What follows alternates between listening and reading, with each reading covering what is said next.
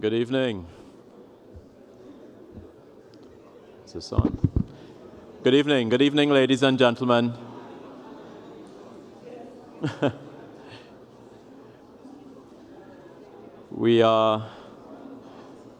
Could I ask you to please take your seats? We are ready to begin with the second seminar of the 49th Board of Governors meeting. From vulnerability to resilience, you choose.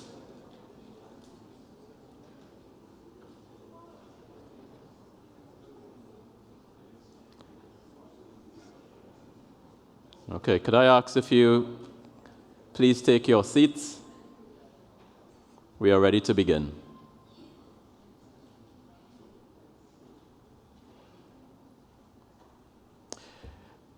Okay, I think we can begin.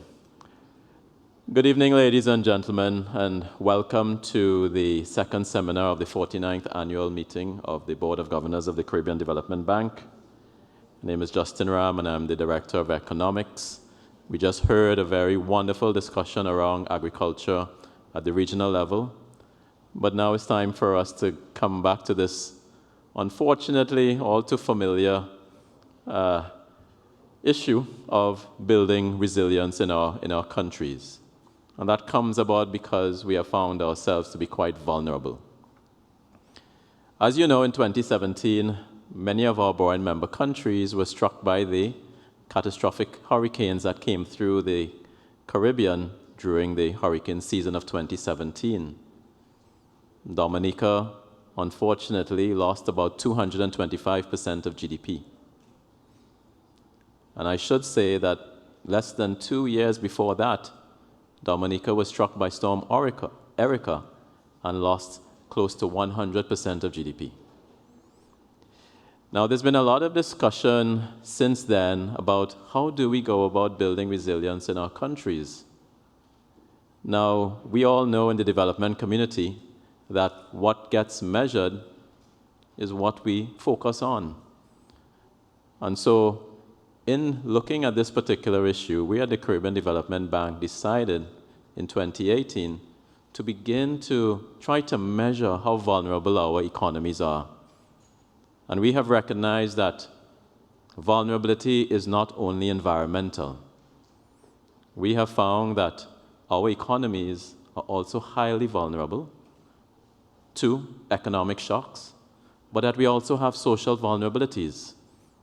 And so today, with this panel discussion, we will also be presenting the findings of our new publication that's going to be published at, I understand, 4:20 this afternoon, on a new multidimensional vulnerability index for the Caribbean. But before we get to that presentation, I want to introduce to you the panelists who are going to be discussing this issue. How do we move from vulnerable to resilient? To moderate this panel, I have the great pleasure in introducing the governor of the 49th meeting of the Board of Governors, someone who I'm sure you're all very familiar with now, the Honorable Minister Camille Robinson-Regis. Minister, please come forward.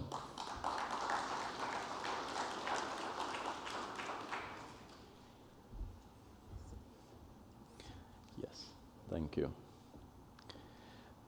To discuss this important topic, I am extremely pleased to welcome someone who I consider to be, well, I hope I can say my good friend, someone who I consider to be a great visionary within the Caribbean.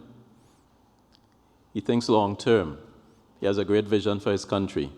But more importantly, I think he has a wonderful vision for our region. Please welcome Honorable Prime Minister Alan Chastanet.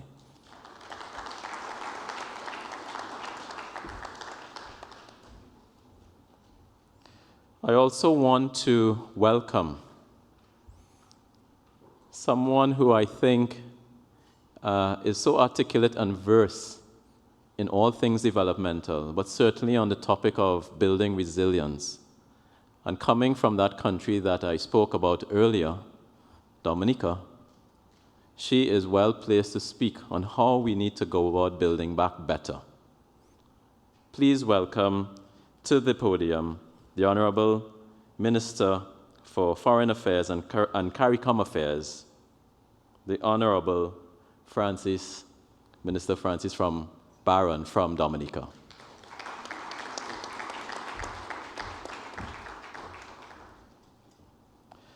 Our last panelist, I think for us at CDB, whenever we meet with her, she brings great pride to us.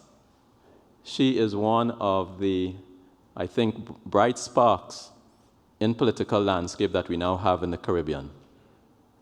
She is certainly going to be one of our aspiring and wonderful leaders. And I think it's going to be well into the future. She has a very strong intellect and can speak on many topics from governance.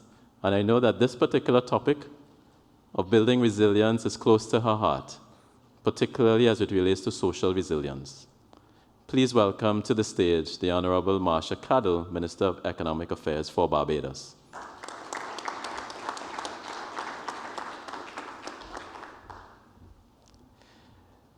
But before we begin the discussion, we want to give you a presentation on the results of our new multidimensional vulnerability index.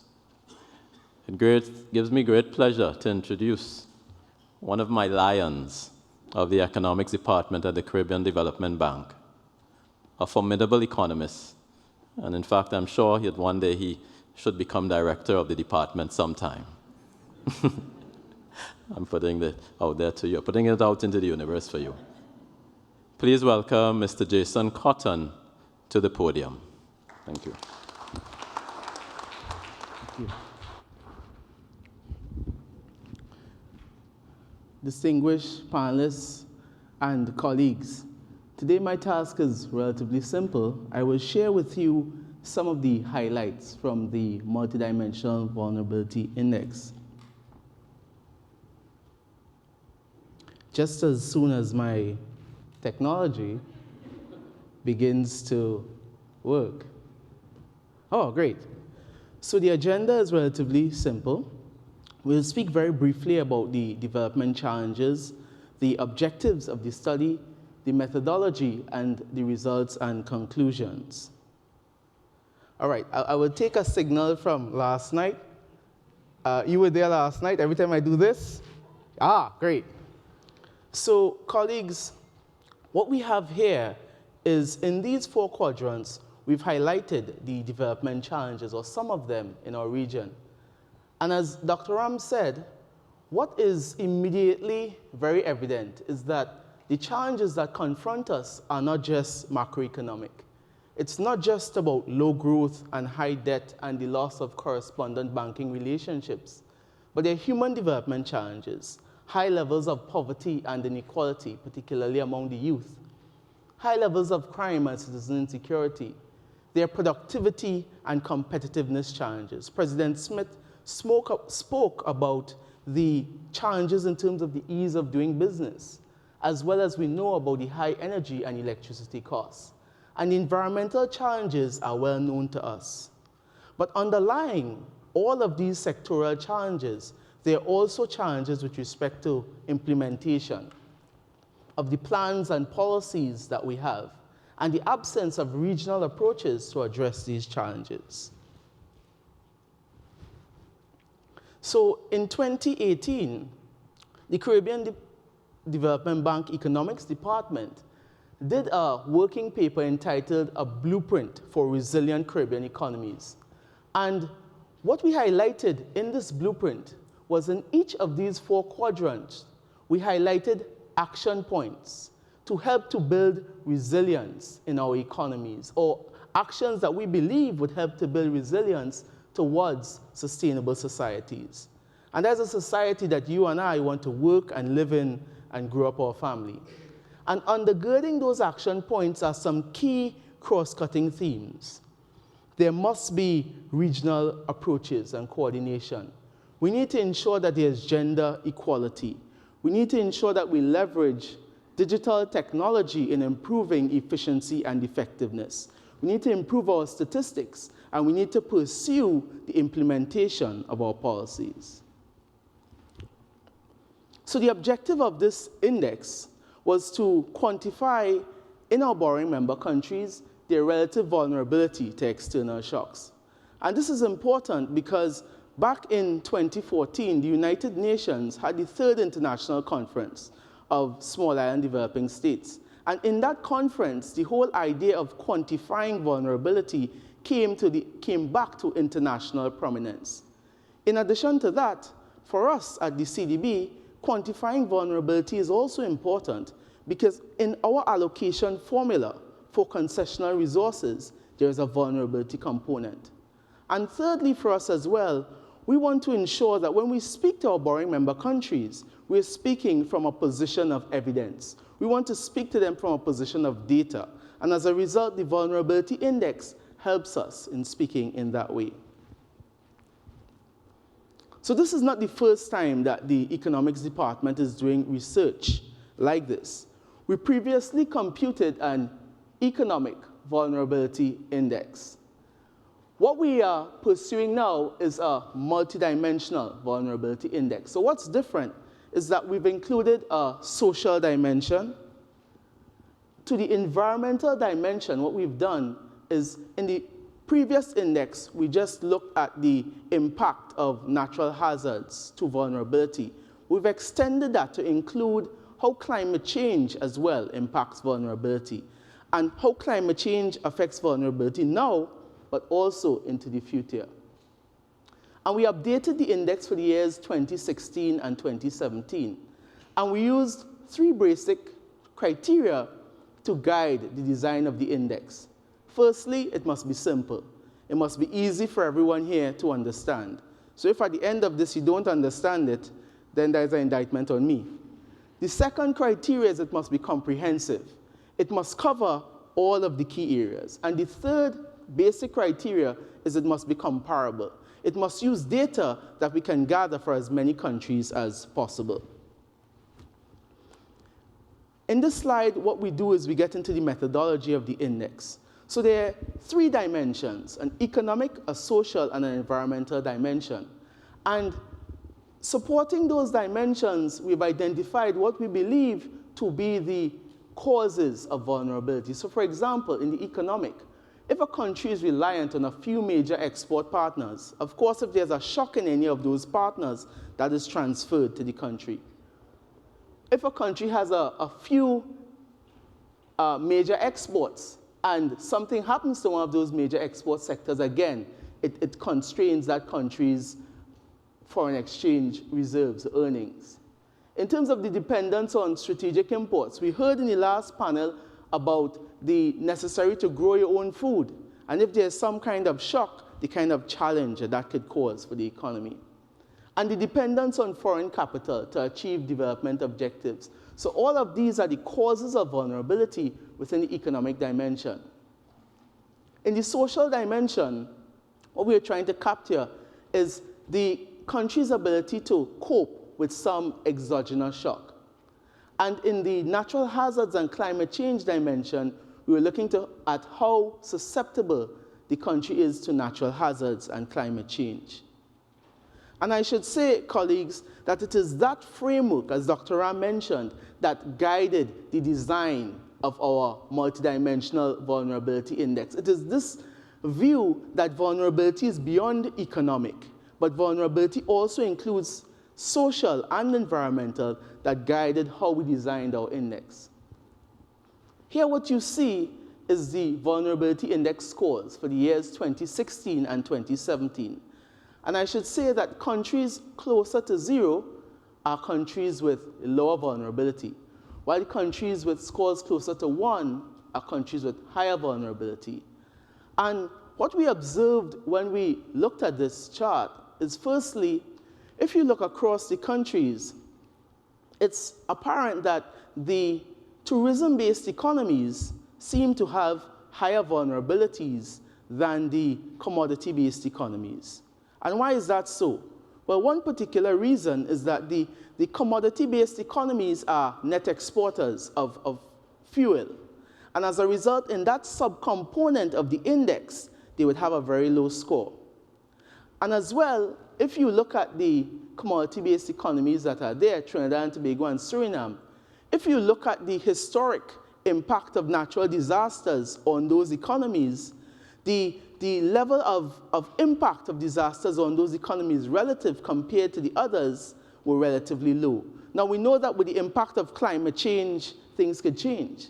But based on the historic data, this is what it showed us. The notable outlier there is Montserrat.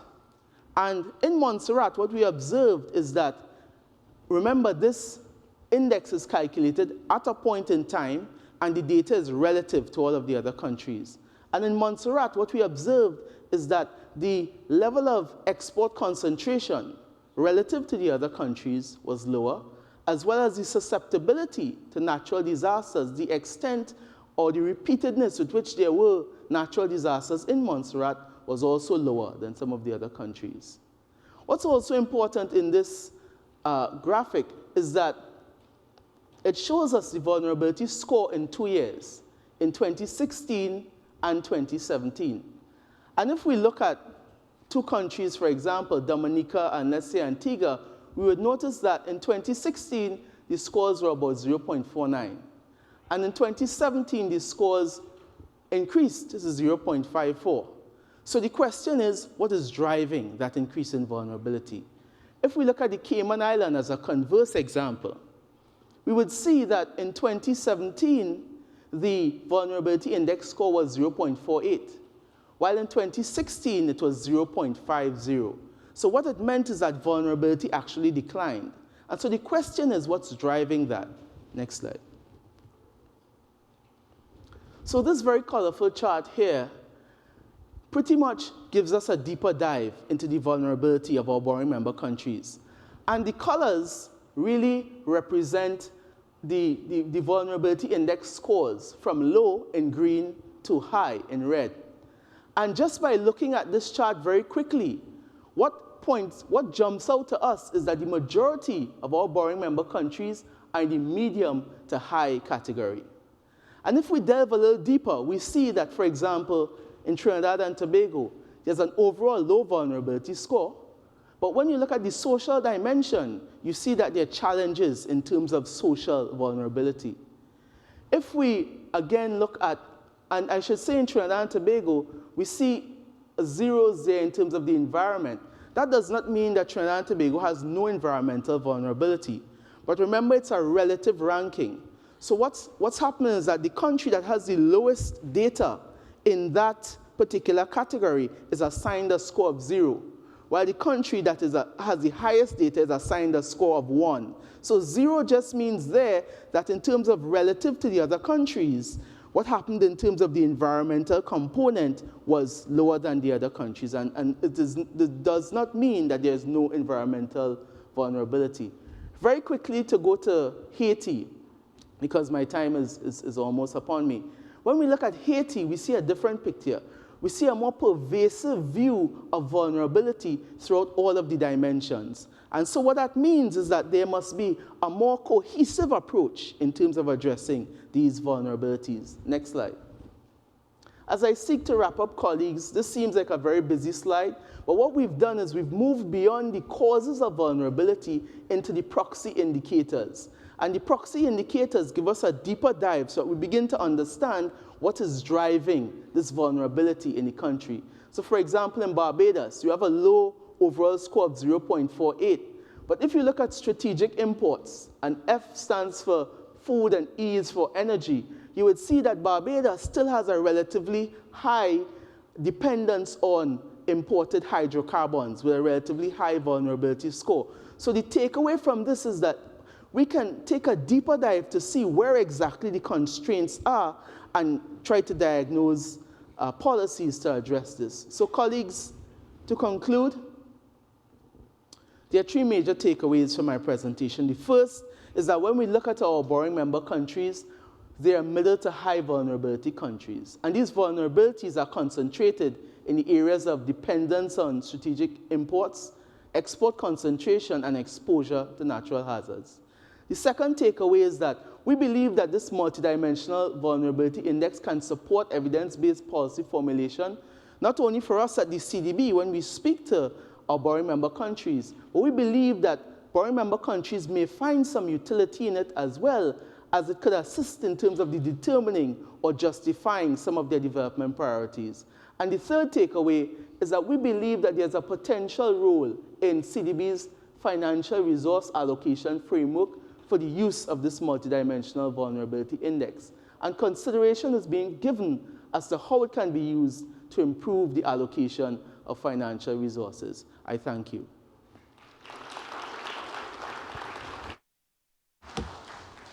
Okay.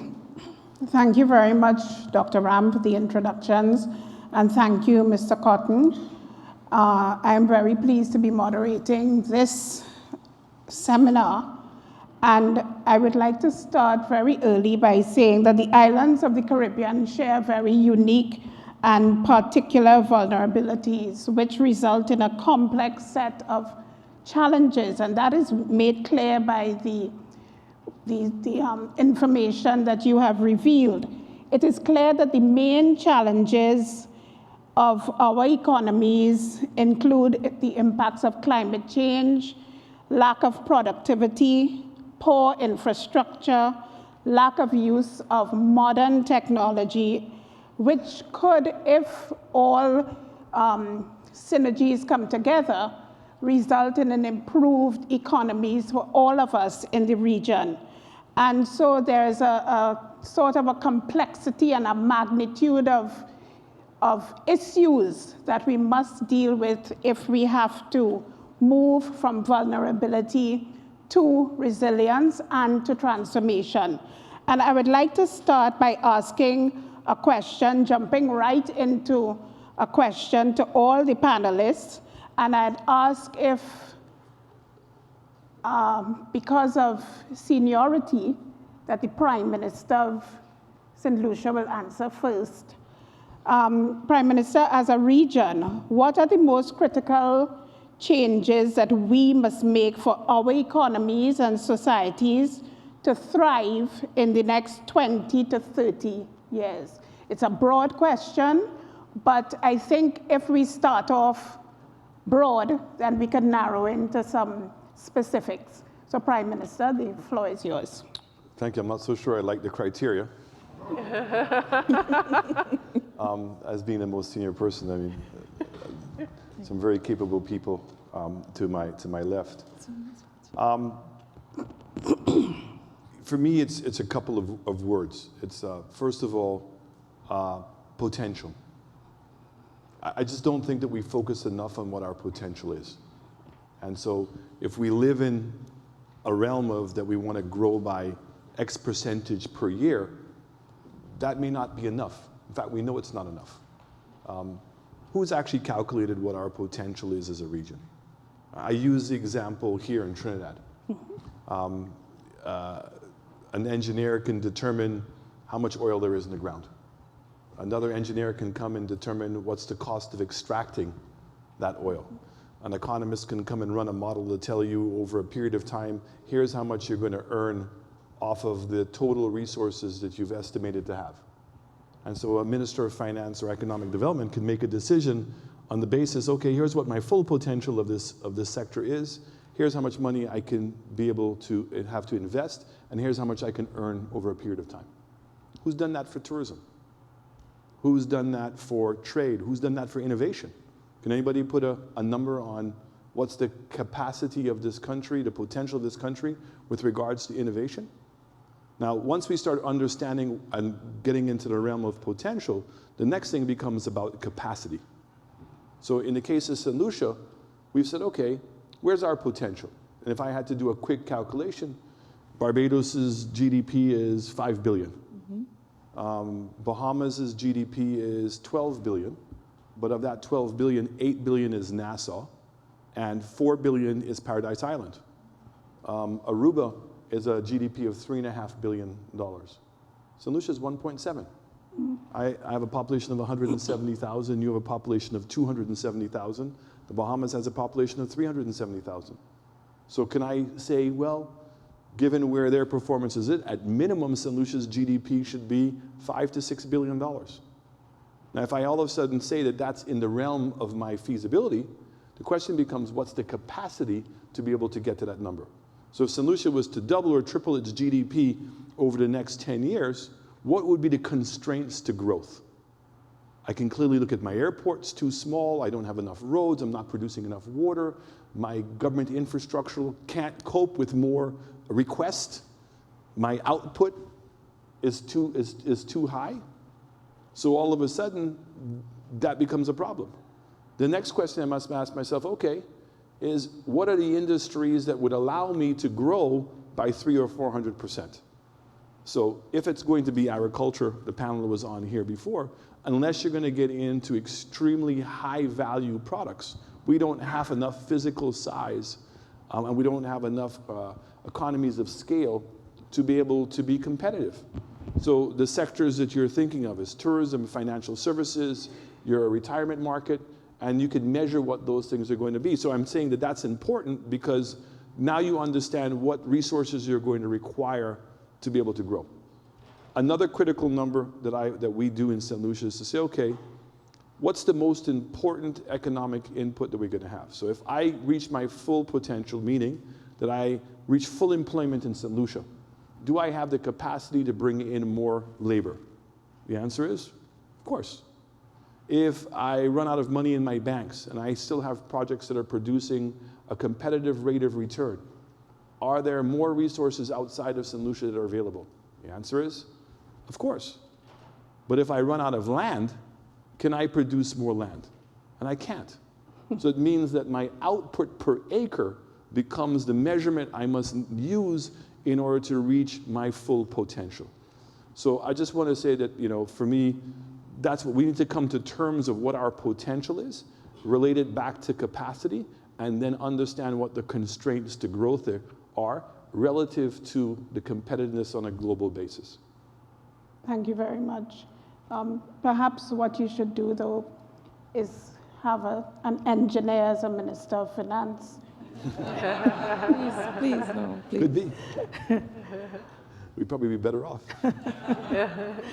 Minister Barron, Yes. your opening salvo.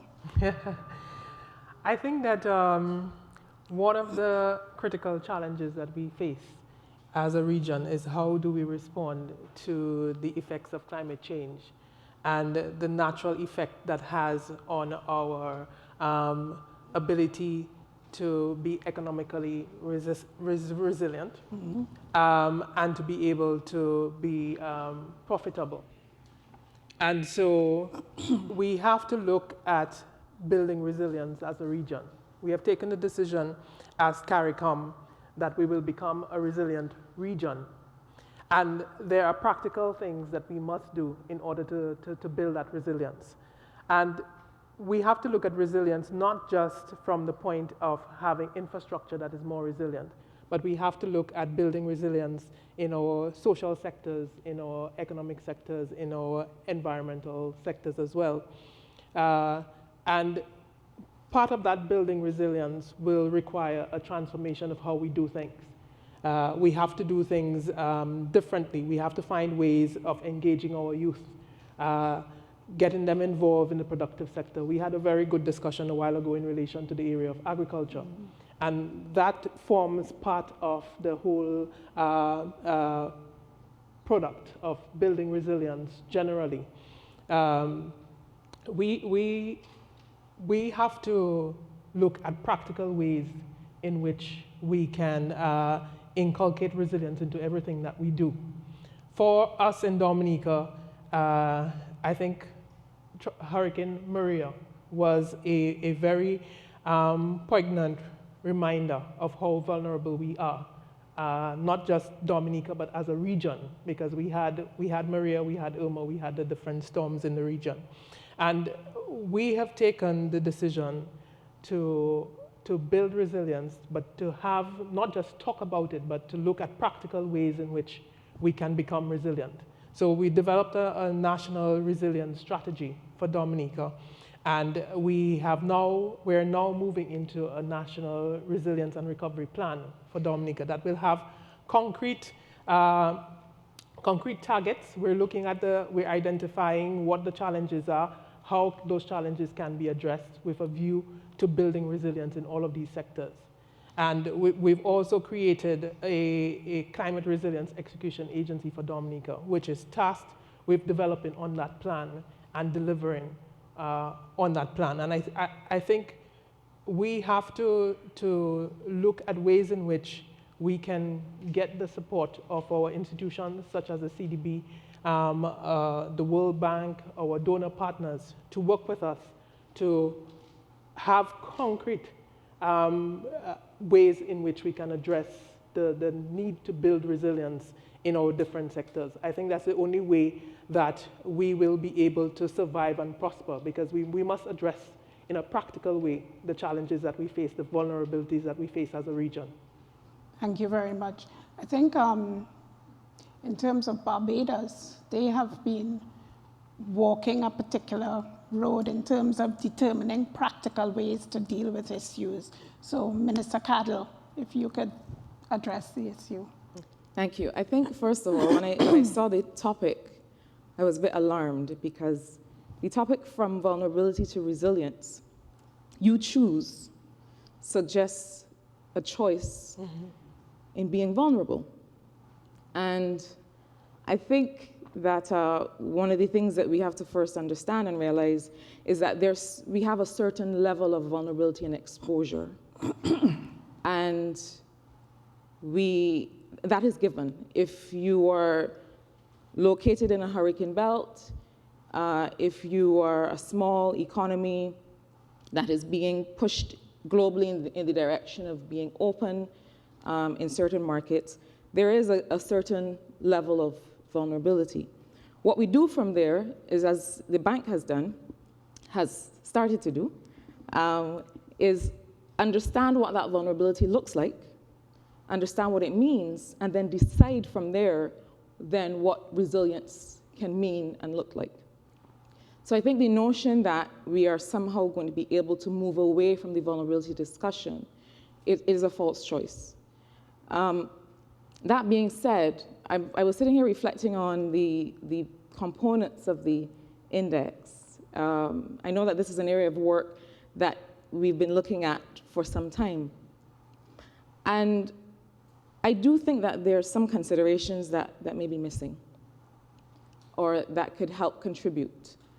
One of the things that is important for the region and for each country to look at is, what is your capacity to capitalize on the inputs that are necessary to growth and prosperity?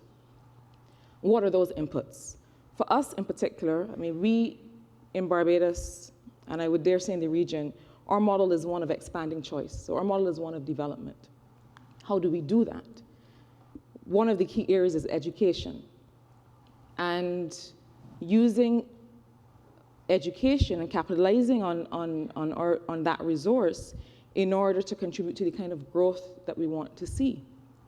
So if, for example, I were to consider, what is it about the education system or the approach to education in Barbados that makes it vulnerable? Are we, in fact, investing in education in such a way that people can be a key part of our growth and prosperity? Are we investing in health in such a way that people and their wellness and their productivity can be a key part of our growth and prosperity? So for us, that's what a new development and a new resilience model looks like.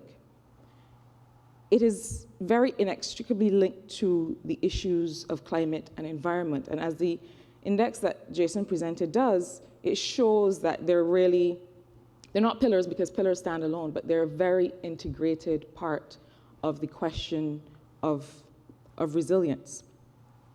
So I think that overall, we need to understand that whether we're responding to climate change or whether we're looking at how is a country able to adapt technology, how is a country able to invest in the things that contribute to its growth, those are perhaps the parts of vulnerability that you want to think about.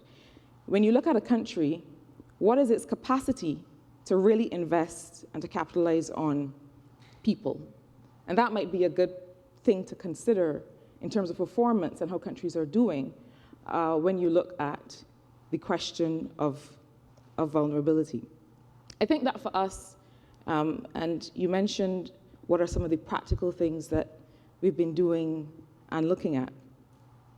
One of the things that we've realized in the whole discussion on climate change is that there has been a focus on adaptation and mitigation, and of course, in solidarity, the countries of the region, small as we are, we do contribute to adaptation and mitigation measures, but we are not the ones who are creating the problem from which we're suffering.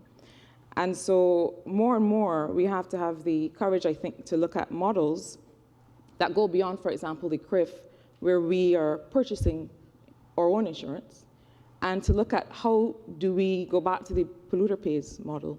How do we get the countries that are contributing to invest in instruments like CRIF so that when we suffer or when we experience a disaster, that there's a global understanding and a global recognition that this comes from those countries that contribute to global warming and that are having the greatest impact on climate change.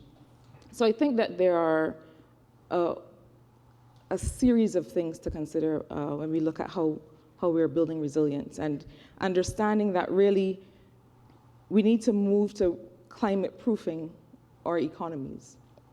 And in fact, it's important, I think, that this conversation takes place alongside the one on digital transformation, because our economies are extremely susceptible. So we're not just talking about physical infrastructure, but the industries in which most of our people are involved. And the more we move away from being determined by our physical location and being determined by our digital location and our digital positioning in a new economy, I think that gets us closer to the question of resilience. Thank you very much. It seems to me that each of you have mentioned some keywords: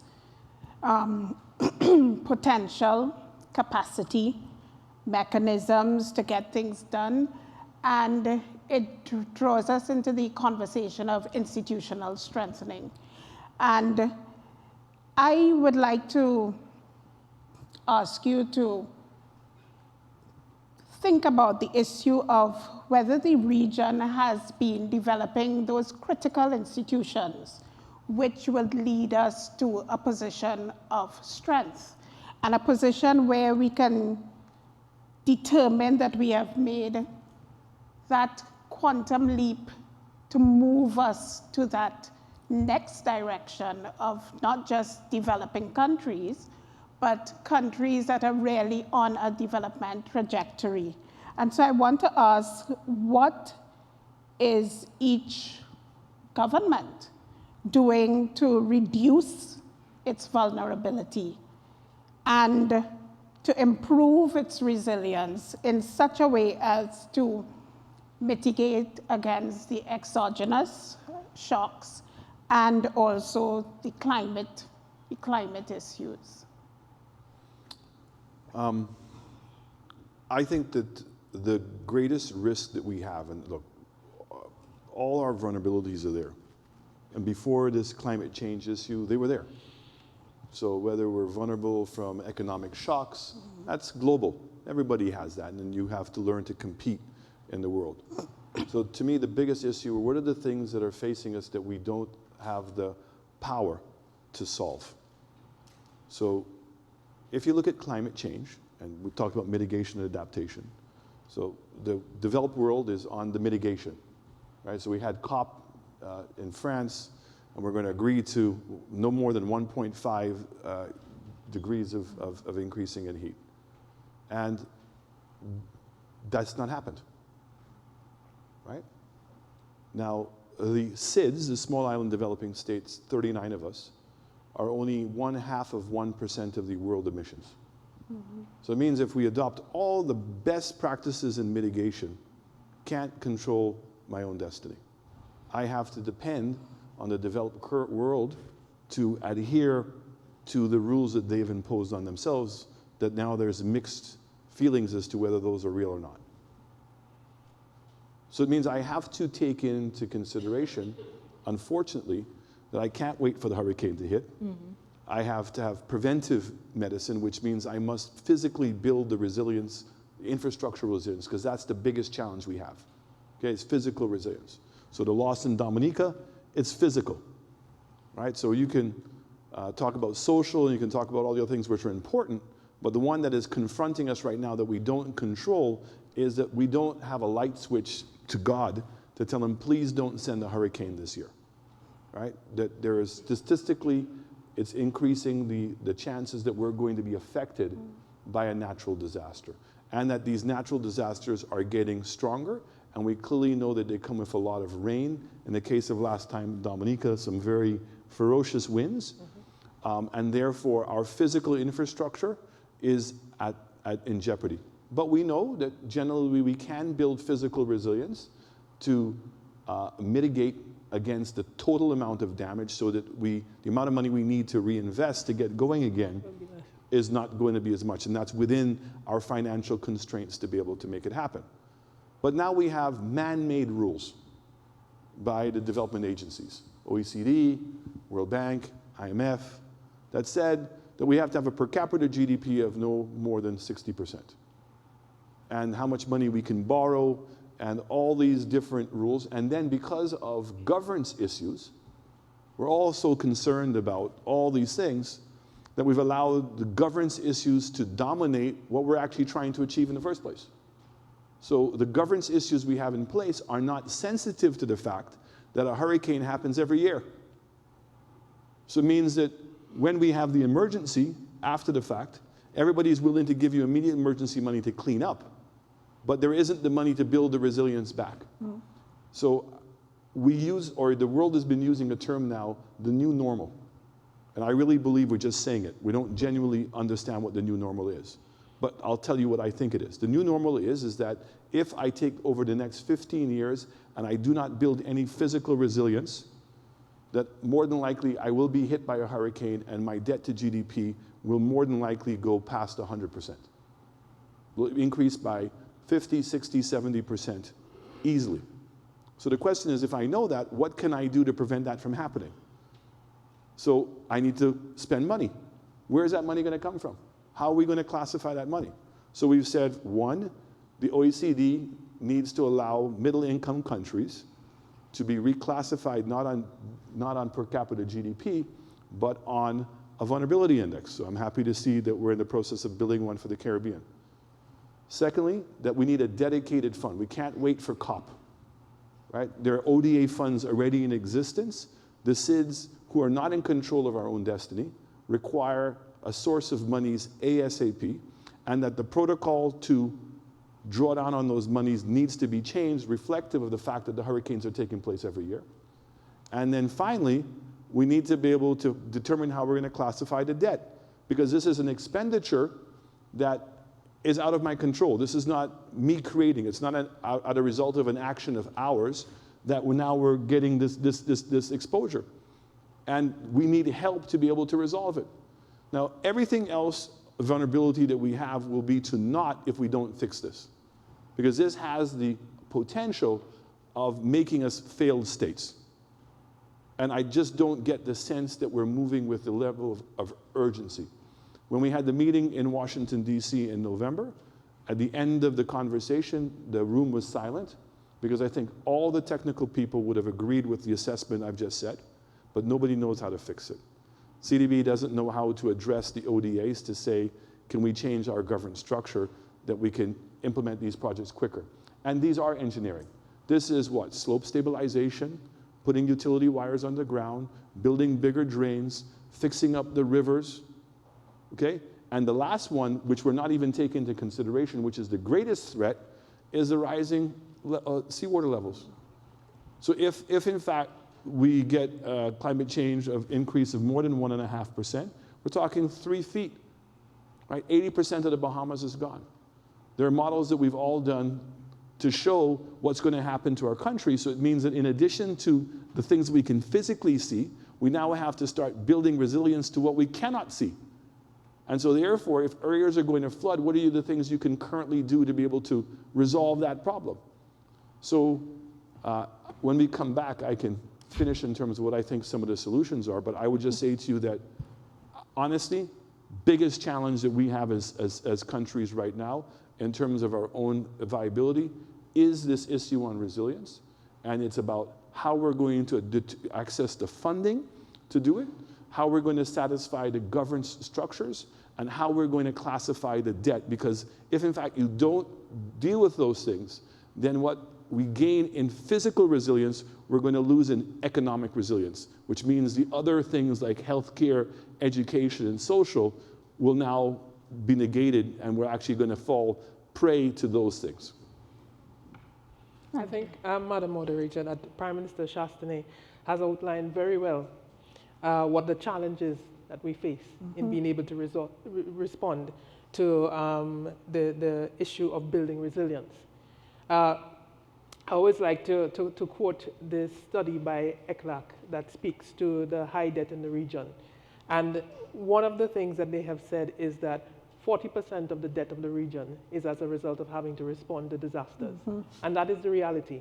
You take a loan, you build infrastructure, a hurricane comes, destroys it, you're still paying back for that loan, and you have to get another loan to rebuild that infrastructure. And that is the reality that we face. So it is a challenge for governments to be able to build the resilience that's necessary. And let's look at it from a practical point of view.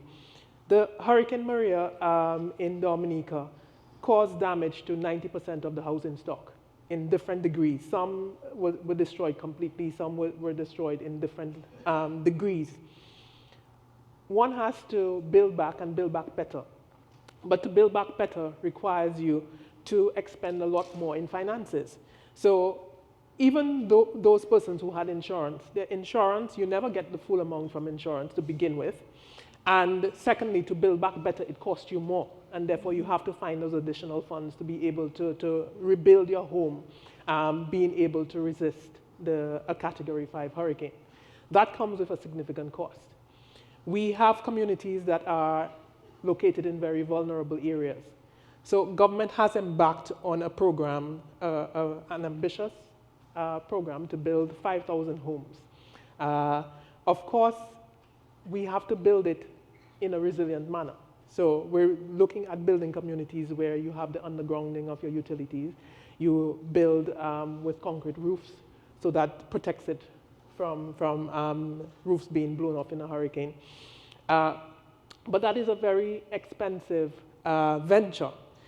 The access to affordable financing on a timely basis is of critical importance. We have thankfully been able to do some front loading of the expenses to begin our housing revolution based on funds that we had from the Citizenship by Investment program. So that enabled us to begin almost immediately. Where funding has been promised from international donor partners and agencies, that funding takes too long for us to be able to draw down on it. And time is not on our side. We are again in another hurricane season, and we pray God that we are not hit again. But we have people who are in vulnerable circumstances, and therefore we need to act now. We cannot wait for 3, 4, 5 years to begin dealing with issues such as ensuring that people are in homes that are safe from hurricane. And so you have to expend significant resources in looking at building resilience, reducing your vulnerabilities. We have in Dominica a number of rivers, many rivers, and that creates a great flooding risk. We have spent millions of dollars since Hurricane Maria in dredging rivers to ensure that if the rains come, we don't have villages washed away by flooding. All of those things cost a lot of money. They do not yield any economic activity except for the persons doing the actual dredging. but it's something that must be done by the government. So whereas governments, there are steps that governments can take, we're constrained as to how quickly we can move because the access to financing is not there. It is critical for there to be a resilience fund that is established to assist our countries in the Caribbean to become more resilient. We had taken the decision after Tropical Storm Erica in 2015 that destroyed 90% of GDP to create our own resilience fund. Before that could be capitalized, we had Hurricane Maria. We have to deal with the effects of Hurricane Maria. So it is not possible for us on our own to have that resilience fund, and therefore we have to look at this on a regional basis, and we need to have, particularly the countries that contribute most to climate change, help us with that resilience fund. Capitalize it so that we can begin to do the corrective measures that are necessary for us to build the resilience that is required so that our economies can survive. Because we are facing an existential threat from climate change. And if we do not get the support that we require, we are facing dire consequences along the way because this climate change is with us. We expect that we will get more frequent storms, powerful storms as we did in 2017, and we need to be able to mitigate and adapt to that new reality that we're facing. Just to add to that, you asked specifically what are governments doing. I've indicated some of them, and also the need for us to have that national resilience plan, but importantly, for the finances to be made available to effect what is in the plan. Thank you very much, Minister Barron. Minister Cattle, I would like to tap into your experience of having been a member of the Caribbean Development Bank. Oh dear. So both Prime Minister Chastanet and Minister Barron talked about that issue of funding, source of funds, access to funding, and perhaps we can even put in the issue of concessionary funding, because those are the things that will help us, because as Minister Barron said, before they could even capitalize the fund, they were hit by another hurricane. Perhaps we could get your take on what we need to do as a region to deal with that issue of access to funding, source of funds. How can we work together to deal with that kind of issue? Well, you mentioned institutions earlier, and I think that we need to strengthen the ones that we have. We have been advocating for some time with the bank to increase its presence and its activity with respect to funds like the Green Climate Fund.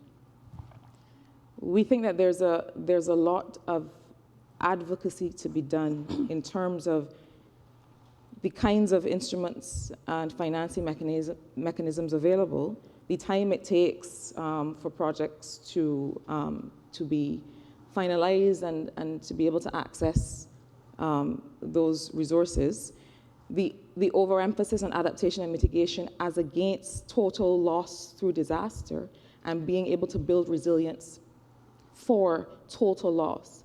Because you'll find that entities like GCF and others, they are looking more at, well, what can you do to address emissions and these kinds of things. And really, what we're dealing with in small island developing states is really about total loss of property, of livelihoods, of future. And you will find that the global financial architecture is not really prepared or has not oriented itself yet to that question. So I think that we have opportunities through the CDB and other of our regional organizations to be able to really make concrete what it is that we're asking for in that global space. All three of us on the panel have talked about the need for a fund, a resilience fund that's capitalized by the polluters. that is certainly one area of advocacy that the bank and other institutions can take up. But I think that for us, there's some practical questions about what does that financing look like and what does it allow us to do and how do we get creative? There are two things that I think we have to confront here in terms of how we build resilience and how we're able to finance for resilience building. One is diversification and the need to make sure that we develop the kinds of economies that can recover quickly. Because a lot of the loss is continuing and ongoing loss from not being able to get back up once we have had a disaster or a climate event. Because remember, resilience is not about the event not occurring or not hitting us. It's really about our capacity to withstand and recover. And I think the question about how are we structuring our economies to be able to respond to that. The other, I think, is the question of inequality. And the poor, as we know, are much less able and capable at the individual and the household and community level to make themselves resilient.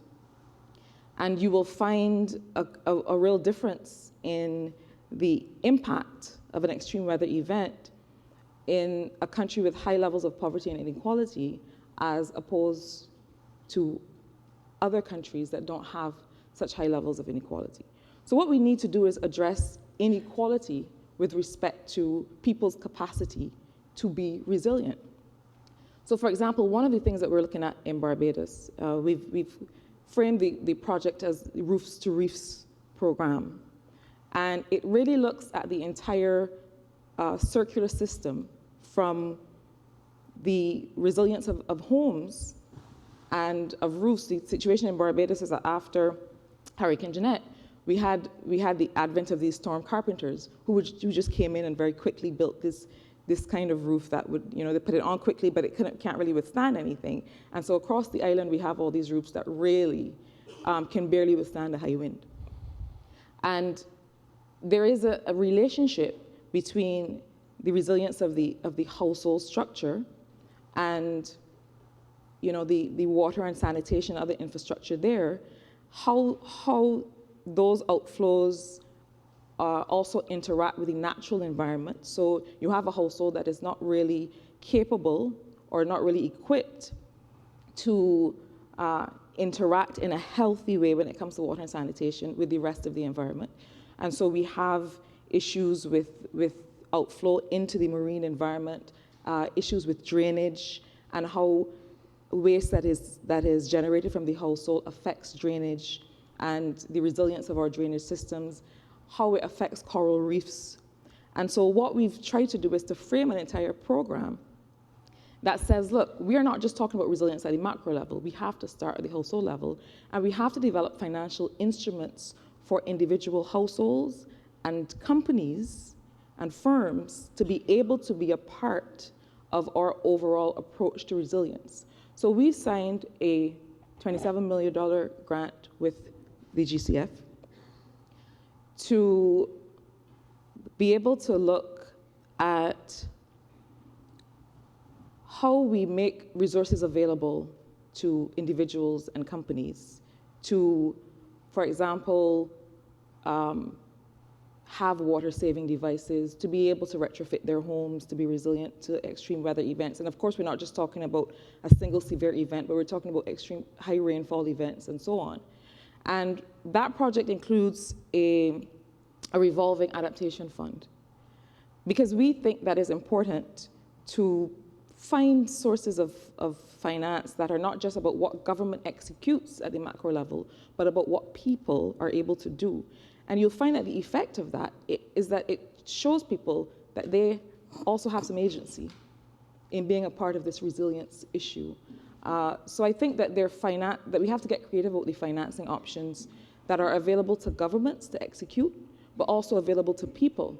Barbados is in an adjustment program.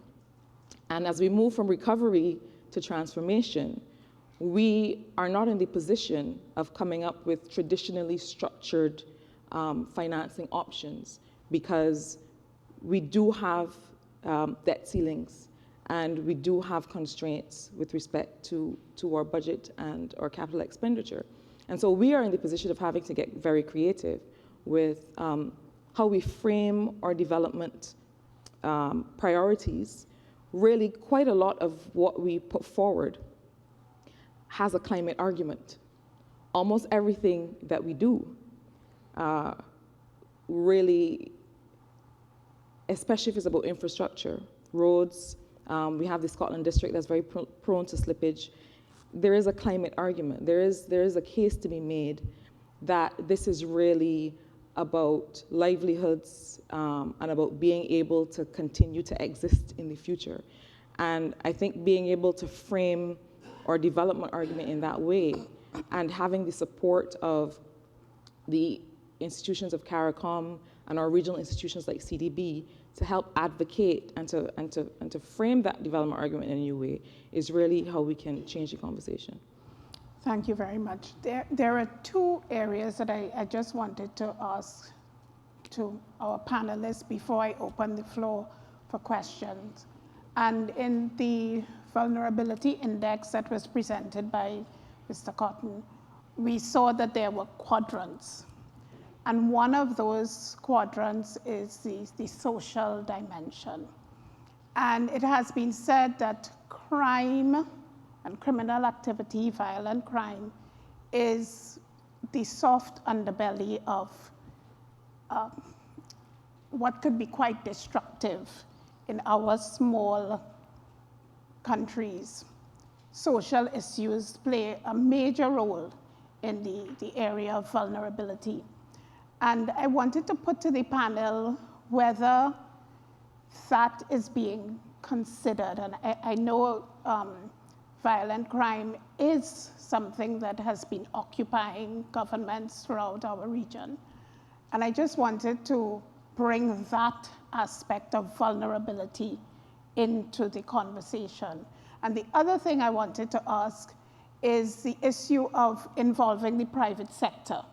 Because essentially we have discussed what the government can do, but it is clear that our medium to small enterprises need to be involved in developing our resilience and our larger firms.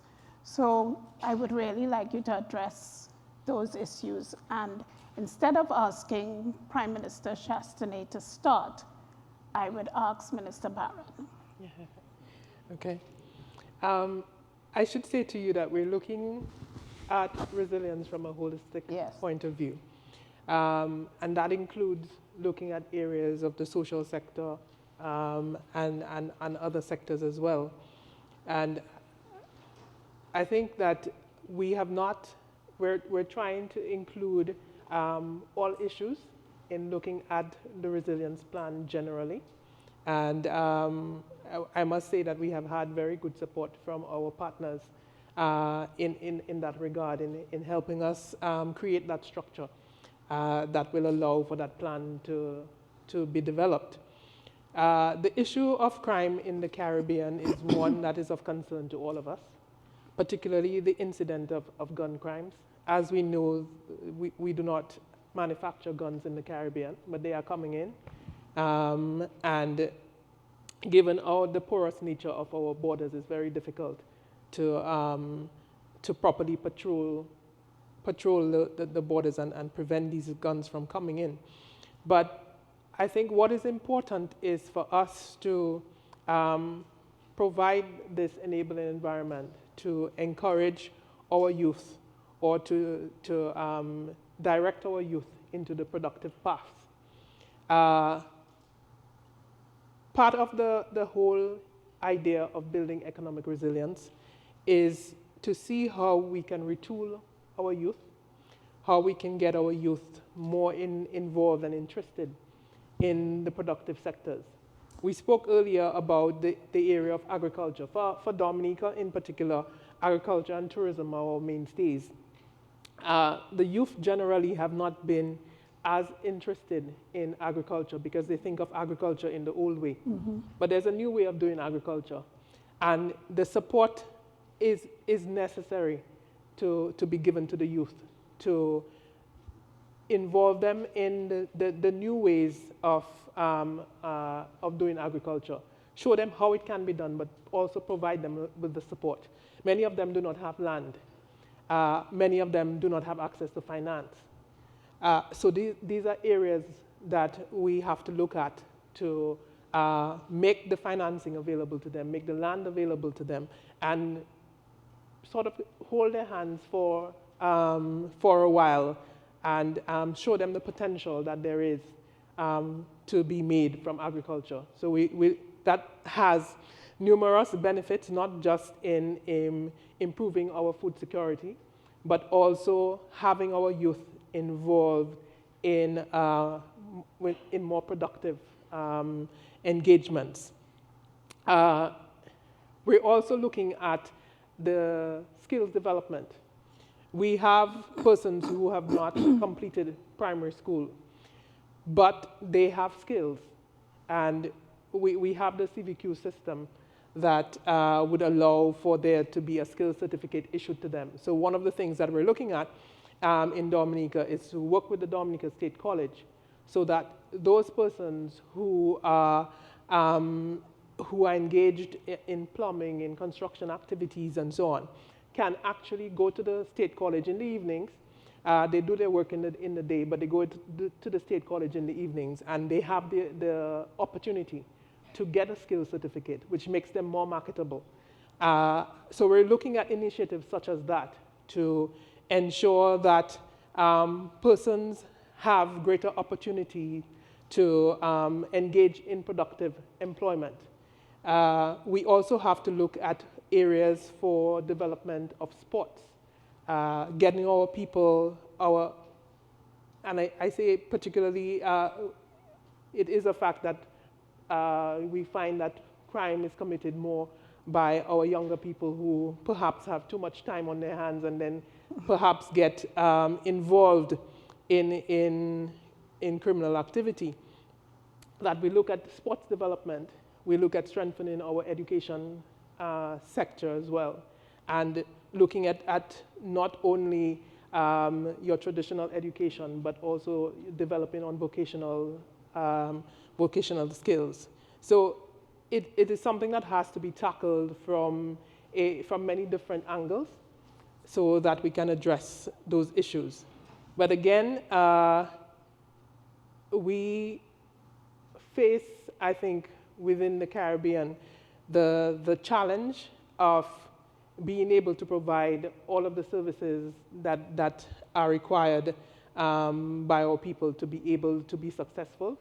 And we have to, when we look at the whole question of building resilience, we have to look at ways in which we can do things differently and be able to support endeavors and creativity amongst our young people to get involved in businesses that can be able to give them livelihood support, so that there is not that layer by engaging in criminal activity. Thank you. Prime Minister. I'm not so sure I want to take your bait and go down the road and widen the discussion on resilience, because I still don't think that we've completed the discussion on the bigger one. But if I just deal with the social side of it first, are we looking to create a population of substitutes? Meaning, are we going to go out and look for jobs for our young people that we believe they can do cheaper than other people in other countries? So if you look at the apparel industry, even to some extent the ICT center, meaning that you can hire a young person in our country cheaper than you can hire them in another country. Or are we generally going to have a quantum leap and we're going to create a productive sector that can compete on a global basis? So what would be the industry that can generate the greatest amount of added value in our region? We keep saying that we're the most innovative region in the world. Have we created up the infrastructure to make that happen? We created up a system where we can create an incubator for young people to come up with patents and copyrights of ideas. So if you take Estonia as an example, I met some young kids who came up with an idea to develop an electrical scooter. And the advantage of this scooter was that you could fold it. So if you're getting on a bus, you could take your scooter with you, you can take it to work, put it in your locker. So if you're living in a community in which the bus stop is far away from your home, right? Or if you're getting into town and you don't have your own transportation, I can take public transportation to the town, get on my scooter. And they designed to build it, it could go for 25 miles on a charge. It carried me, so that's pretty impressive. And they built it for $1,500. So they put a patent on it, and they went to China, got a Chinese company to manufacture it for them, created an online website, and are selling it globally. So the advantage of what's happened in Estonia is they think of themselves as a virtual country with no borders. And so the whole world now becomes their border. So if you go back to that measurement I said is output per acre. So imagine having a building with about 500 young kids of lawyers, engineers, IT designers, marketing people, finance people, who are now adding value to building businesses through sweat equity, in which they're getting shares in the business. Because with the small businesses are like laying eggs for a turtle. Right? You got to lay 100 in order to hope that 1 or 2 live. Small businesses are the same thing. You have no idea which one's going to succeed, so you got to turn them out as fast as possible. Right? So where are these industries that are going to help us now to add value, to take advantage of the fact that we should have the best education system in the world, given our size? But there's a word that unfortunately cripples our region, and it's called mediocrity. We talk about excellence, but do we live it every day? You know, so part of this resilience building is about being much more ambitious. I mean, Usain Bolt, what I love about him is not him. What I love about him is that his coach in high school was his coach as a professional. So imagine that Jamaica had produced a quality coach at high school level that could take an athlete to the international level and make him a legend. So are we investing in our teachers? Are we investing in our investment bankers? Are we creating systems that we're adding value to help our population to become so much more productive? And I just think that we're just not ambitious enough in terms of what we're trying to be able to do. And the fact is that the sense of urgency that we need is not there. We're being left behind. Now, the physical resilience, if we don't resolve it in the next 3 years, we're not going to have a chance to give our young people that opportunity. And that's why it has to be singularly the most important thing that we try to solve within the next year or 2 years. But we don't have much more time, because as Francine said, hurricane season's every year. We don't know when the next one is going to hit. And when it hits, it sets you back even further from being able to achieve what. So the idea of being a zone of excellence, of creating innovation, the monies that you need to put into your education system, to put into the internet infrastructure to allow you to be able to compete on a global basis, those things are not going to happen because of the monies you're now having to spend on fixing up lost capital. So this is why we're saying, if I have to invest in a bridge that goes higher, it doesn't carry any more cars.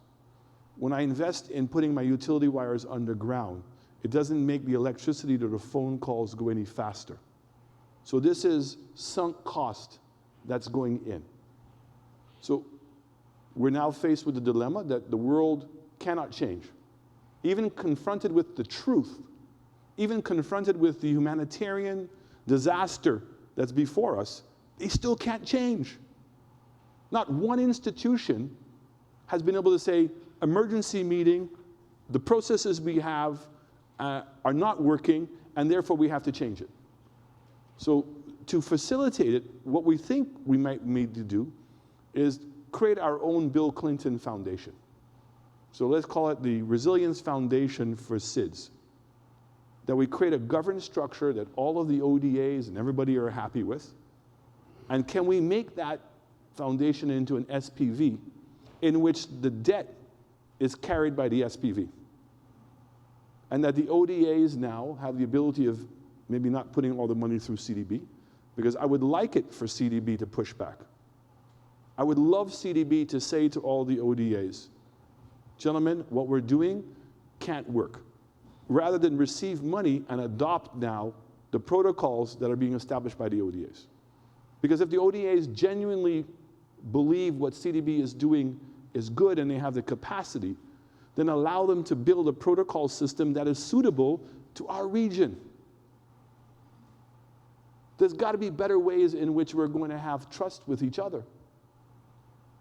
Because the current system is not working. This is really a corps of engineers. A corps of engineers can go throughout the OECS in less than 6 months, I guarantee you, and identify pretty much every major infrastructural project that needs to be done. Those engineers, or combined with local engineers, in less than 3 months can tell you how much that's going to cost. Put out a process where you put out a bid really fast because it's an emergency to get a company to help now execute that work program. But where is that sense of urgency? Where is that humanitarian recognition of what we're being confronted with? And that's my difficulty. And us as a region, we're allowing ourselves to be boxed in between European blacklists that have absolutely no basis. And we all know that. There's no report that can show that this region is any riskier than anywhere else in the world. In fact, the reports will show that we're least riskier. But nobody says anything. And then we say to ourselves, well, how come the Caribbean is not doing this? And why is the Caribbean not doing that? But we've got to be able to push back. We've got to take control of our own destiny. And I'm hoping that when we go to the UN meeting, Prince Andrew's kindly assisted to use his office to invite the SIDS to come to a meeting, to adopt the idea of having a foundation, a SID foundation for resilience. I'm hoping that we're going to be able to convince the ODAs to put money in them. The UAE has said they'll be the first to put money into this entity in order to allow us now to fund the physical resilience programs that we need to get. Because if we don't do that part, all the other things that we're talking about are going to be to naught. I can assure you. Because a couple of more disasters and we're not ready, we're done. In Dominica, Francine is not even telling you the frustration of a business person, builds a hotel, gets hit by the hurricane, can't get back 100% of the money they put in, fights with the insurance company, maybe they're lucky to get 60 cents on the dollar. To rebuild that same hotel that cost him $1 before, he's now going to have to spend $1 or $1.75. And after all of that, the insurance company is telling him, oh, by the way, now your insurance premium is going to go up 200%. So how do you run a small business in which your insurance premium is 25% of your operating cost? It just can't be done. Now, everybody in this room is intelligent enough to know that. There's no lies. These are verifiable facts. And yet, it's 2 years? Mm-hmm. Almost. 2 years. You know, it's like when I went to my first IMF meeting. And I sat there, and the first thing we did was to apologize to Haiti because of the hurricane that happened in 2016. As if none of us knew at some point the 300,000 people that were left homeless after the hurricane in 2010, at some point in the future would be confronted by a Category 5 hurricane. How would you like to be living in a cardboard box facing a Category 5 hurricane? And the response is, I'm so sorry, my sympathies. We have to do much better than that. And we in the Caribbean are failing to give a compelling case as to why we need help. And we can't accept what's taking place. But at the same time, I agree 100%, we have to get our own house in order. We have to take control of the things we can control.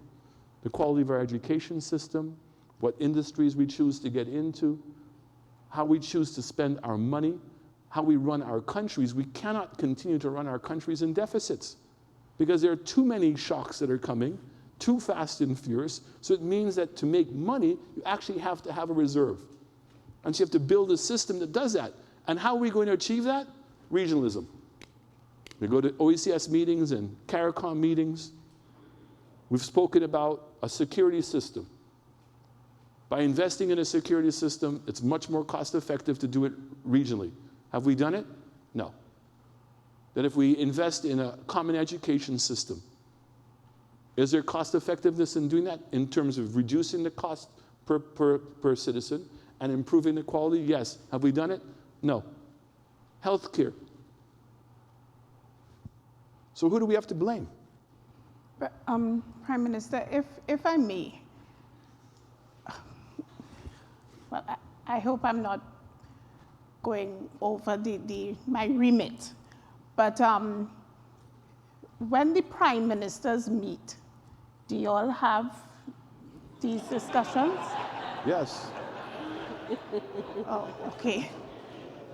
You know, because as a region, we really need to do these things, and it is our leaders who have to take us or at least encourage or develop the framework that would allow for these things to happen.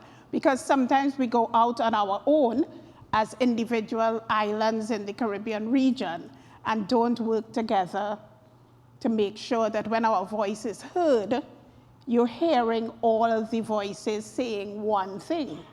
So I'm not a panelist, I'm just the moderator. But I just wanted to ask that. But what I'll do now, if you don't mind, I think I'll open the floor for questions. I look at Minister Cadell, and she looks as though she will take the first question.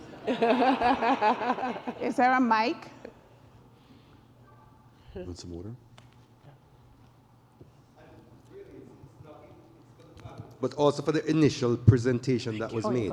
There were 3 areas of vulnerability stroke resilience that were looked at: economic, social, and environmental. Where in that model is dispute management or dispute settlement vulnerability? And I say it in this context. The problem now that we have between Guyana and Venezuela came out of an arbitration decision in the 1880s. Ask Belize what happened as a result of that Bank of Belize decision against the Lord Ashcroft entities and how that has impacted them. Think of Guyana having found lots of oil and lots of gas, and what could happen in an investor-state dispute coming out of something like that. And to think it is fanciful, it is not. The UCAS arbitration in 2015 had a claim of $113 billion, an award of $50 billion. Think of Guyana with all its oil, finding itself in a position like that. How vulnerable would they be? And how is the region being prepared to deal with those questions? As lawyers, we know that a lot of companies go insolvent, not necessarily for lack of financial resources, but for lack of adequate legal protection and issues relating to dispute management. And the list could go on and on and on. And unfortunately, we seem not to, when we're thinking economics and things related to that, to bear in mind that all of that has a legal foundation based on a series of interconnected contracts, all giving rise to possibility of disputes. So when we're hearing nothing, looking at trade and disputes relating to trade and investment, then I'm saying that we're not thinking seriously, because it is a fact in the private sector that many companies go under because they simply cannot manage their disputes. And the same thing is happening. And as a region, I can assure you that all that has to happen is for there to be an adverse finding in one of those investor-state disputes, and we're under. Importantly, in that context, there is currently reform happening. I don't mean to stop your flow. Yes. But could I ask you to develop that into a question so that I will after making this one point, because I think it's important. Thank you. The other thing I need to bear in mind here is that the investor-state dispute settlement system is being currently reformed. There was a regional meeting in Domrep a couple months ago. There were 2 countries in the region represented, Belize and Jamaica. I was there, so I can speak to it. And we seem not to be involved in something which has this sort of implication. So the question for the panel, the Prime Minister in particular, I know St. Lucia was not represented, is what are we doing to ensure that dispute management, vulnerability, and all the things related to it is properly brought into the mix of how we prepare to go forward, understanding the implications. Thank you. Prime Minister? I think that's just broadening this discussion way too much. I mean, so I'm happy to have that discussion with you off the stage. But I mean, when we start talking about resilience, we can broaden this thing as wide as you want it to be, as you have. I mean, to me, what we're really here to talk about is the resilience of climate change, which is really predominantly at this point physical and has major financial implications to us as national debt. I agree with you, and I can pick on a lot of different things to talk about the vulnerability. You just asked what happens at CARICOM meetings.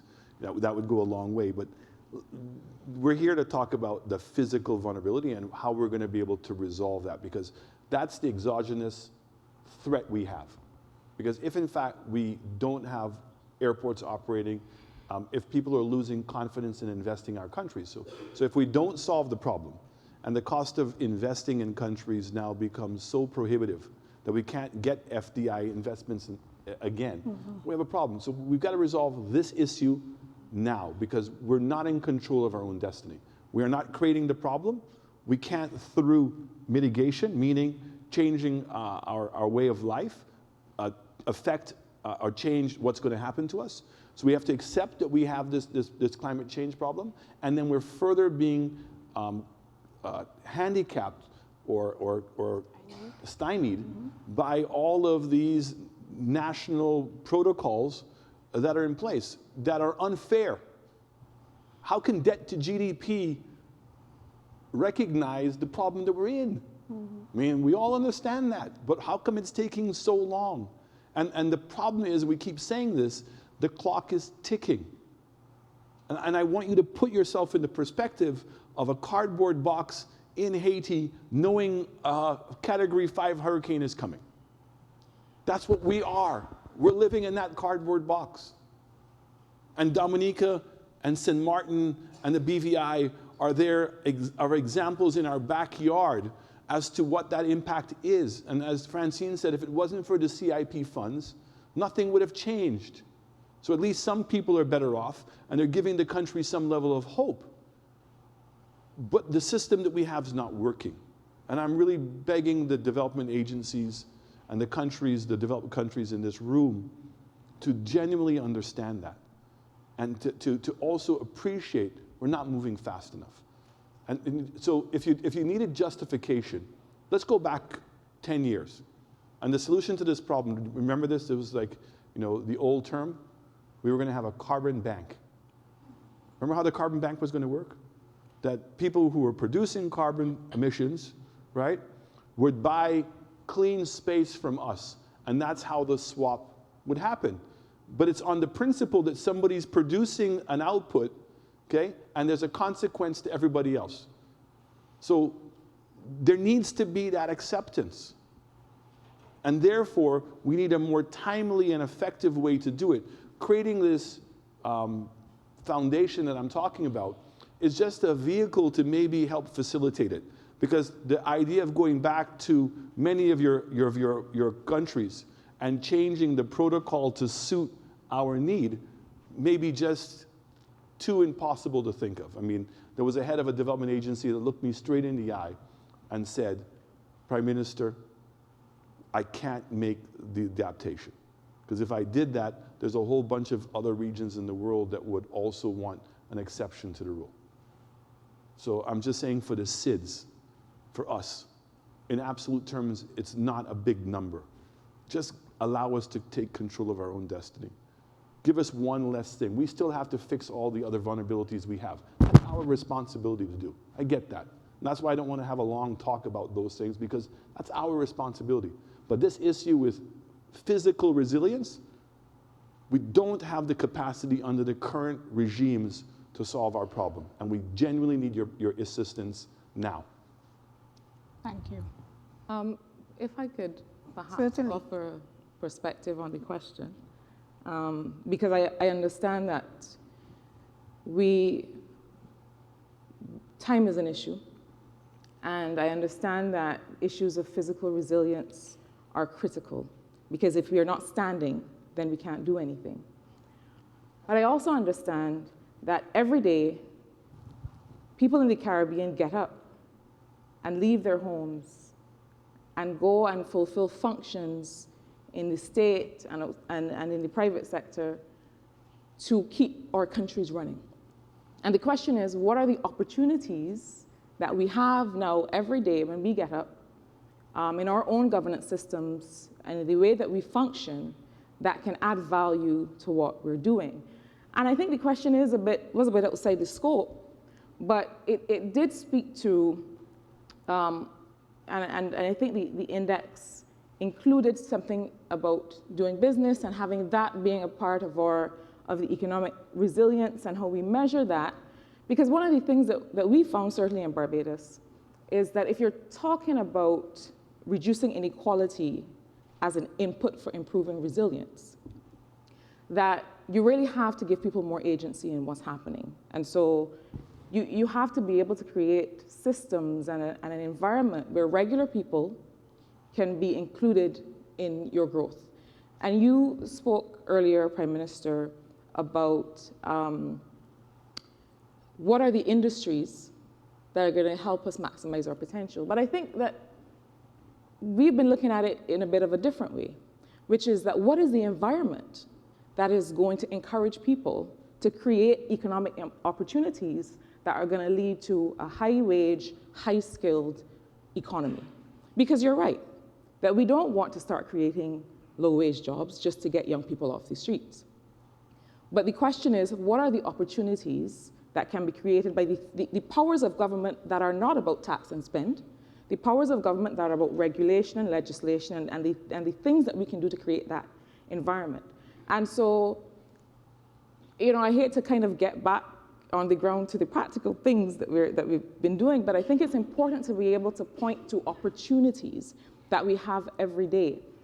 We've been doing a lot of work with respect to the doing business environment, and I raise it because the capacity to resolve disputes is one of the things that is measured there, and it's one of the very important things, because a company's not going to come in if they feel that when they have an issue with their investment, that their money is going to be trapped in the system and nothing is going to happen. And so we've been doing a lot of work on the doing business environment. I think that that's a very important part of building the kind of resilience that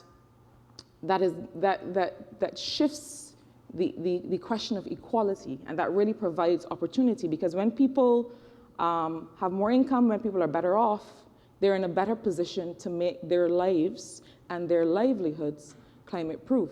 And so, for example, we've done a lot of work on the Town and Country Planning, what we now call the Planning and Development Act, which makes it easier for people to get a permit, which is another one of the indicators of doing business. We've done a lot of work to look at our corporate registry and really what are the things that we can do to give people access to finance, to new financial instruments, that they can really be a part of it. A big part of that is our new model of economic enfranchisement. Our growth and development model for Barbados and our resilience model is about economic enfranchisement. And how do we use those services that government provides every day, like sanitation and garbage collection, like transport, to involve people so that they're no longer on the margins of development, but that they can own shares in a company, own one of the electric buses that is going to be providing the service.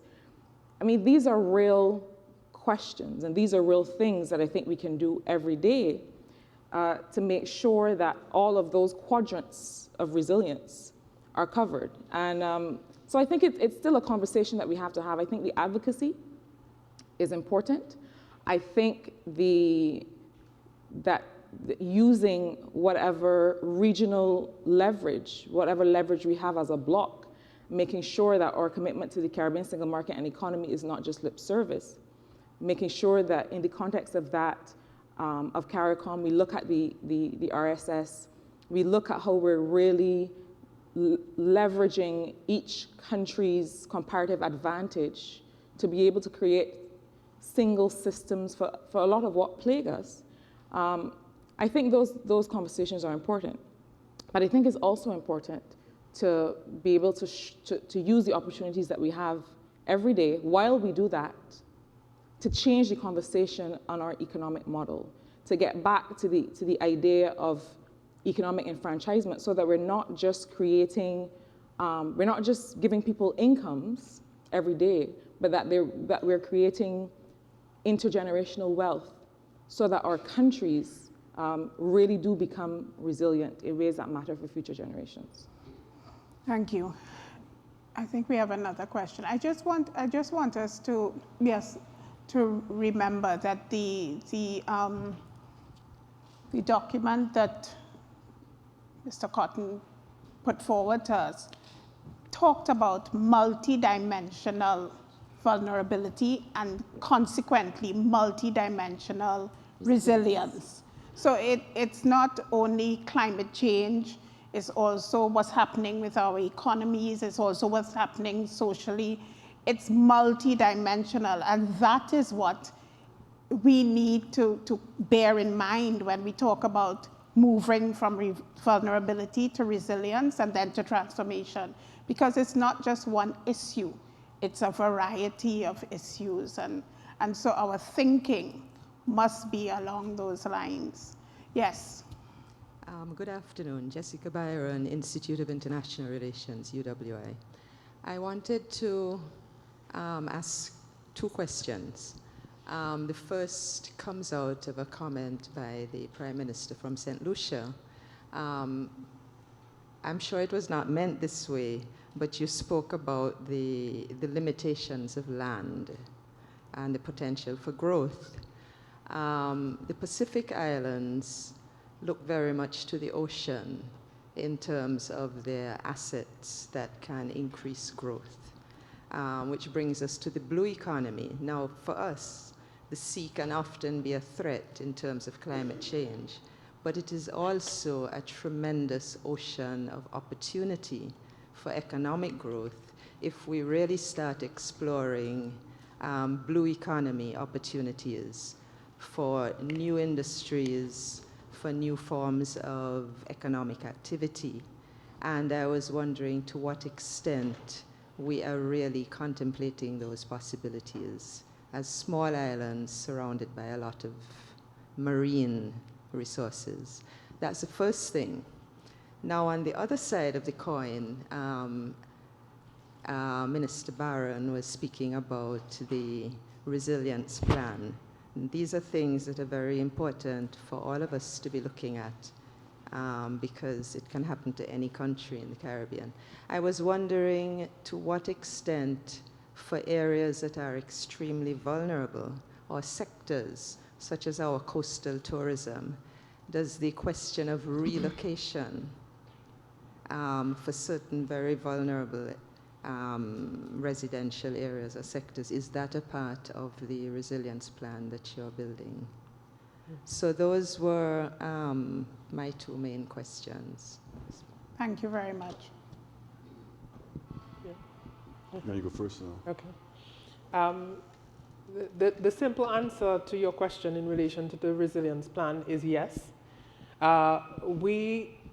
As part of the whole idea of building resilience, one has to take into account your natural vulnerabilities. And so we have looked at the areas in which communities are located, and there are certain communities that have to be relocated. And I should say to you, the 2015 storm Erica destroyed 2 communities, and we have had to relocate both those communities to safer areas. So we've developed a new community for the persons who were dislocated from those vulnerable areas. And in creating that new community, we have inculcated the whole idea of resilience. So we have built with concrete roofs, we have put we've undergrounded the utility lines. those communities were in the process of being built when Hurricane Maria hit, and we found that they withstood Hurricane Maria very well. So we think that it is something that can work. It is working, and it means that if that community is affected by a hurricane and the electricity lines are down, we can just bring a generator to that area and we can hook up the utility lines which are underground, and they will be able to function. We have also done water tanks for that area, so they will have a continuous supply of water. And we have identified other areas of the country where people are living in very vulnerable situations, and that is part of the relocation that will take place under the new housing program that we have as part of our whole resilience building infrastructure. So the answer to your question is yes, there are communities that will have to be relocated. And also we are looking at reviewing our building standards, our planning requirements, so that people will not build in vulnerable areas. In the past, you've had people building too close to rivers, and they've been the subject of flooding. So all of that has to be looked at so that we can reduce on our vulnerabilities in those areas. Thank you. So before I answer your question with regards to the blue economy, let me just say this, that I could come here and talk about what St. Lucia is doing. Right? So we've been very successful. We've put on additional taxes in order to accept the reality that we have to fix up our country. So we're probably going to be spending the most amount of capital investment than we have in the history of my country. New roads, water, and all to resilience codes. We've been able to grow our economy the last 3 years. We've substantially impacted on our debt to GDP. So we've been doing that and declining the debt to GDP, reduced the unemployment, and done a whole bunch of things. But here's what the reality is, that St. Lucia can't survive in the Caribbean by itself. So I'm here speaking as a regional person, understanding that the cruise industry was severely damaged because Puerto Rico was out, the US Virgin Islands were out, St. Martin was out, Dominica was out. And a cruise ship can't come to Barbados and St. Lucia by itself. Trinidad's greatest trade surplus is with whom? Was with us in the OACS and the other Caribbean countries. So if all of a sudden the economies go underwater in our region, it's going to have a severe impact. So where do we want to stop the vulnerability from? We're all tied. Now, St. Lucia has found that because we had the fiscal space to be able to do those things by ourselves, but I'm here to fight for my neighbors that don't. And that we have to have a collective voice in being able to change this. And the blue economy is the same thing. You know, my 500-mile economic zone is restricted because of where my borders are, but the amount of money that we're going to have to spend to determine where those opportunities lie is going to require all of us to go together, because 170,000 people by itself is not going to be, unless you're going to be doing mining of oil in the waters, you know, and then we bring the international expertise in, and we get a residual on whatever that amount's going to be. So it's our negotiation skills in terms of being able to take advantage of what those opportunities are. So we don't know what those full resources are. Are we going to fish together and are we protecting our 500-mile economic zones? You know, we have a lot of industries. We have ships going on our waters. Are we going to sit down and collectively negotiate as a region? So I agree with you, but the fact is that I'm not even taking advantage of my land yet. I'm not even coming close to achieving full potential on what I can produce. St. Lucia is the same physical size as Singapore. Think of it, 238 square miles. I have a population of 170,000. They have a living population of 4 million, and they have a daily population of 6 million. 2 million people come in and out on a daily basis. Look what they're doing with 238 square miles, right? So, but I think that we've got to be more ambitious.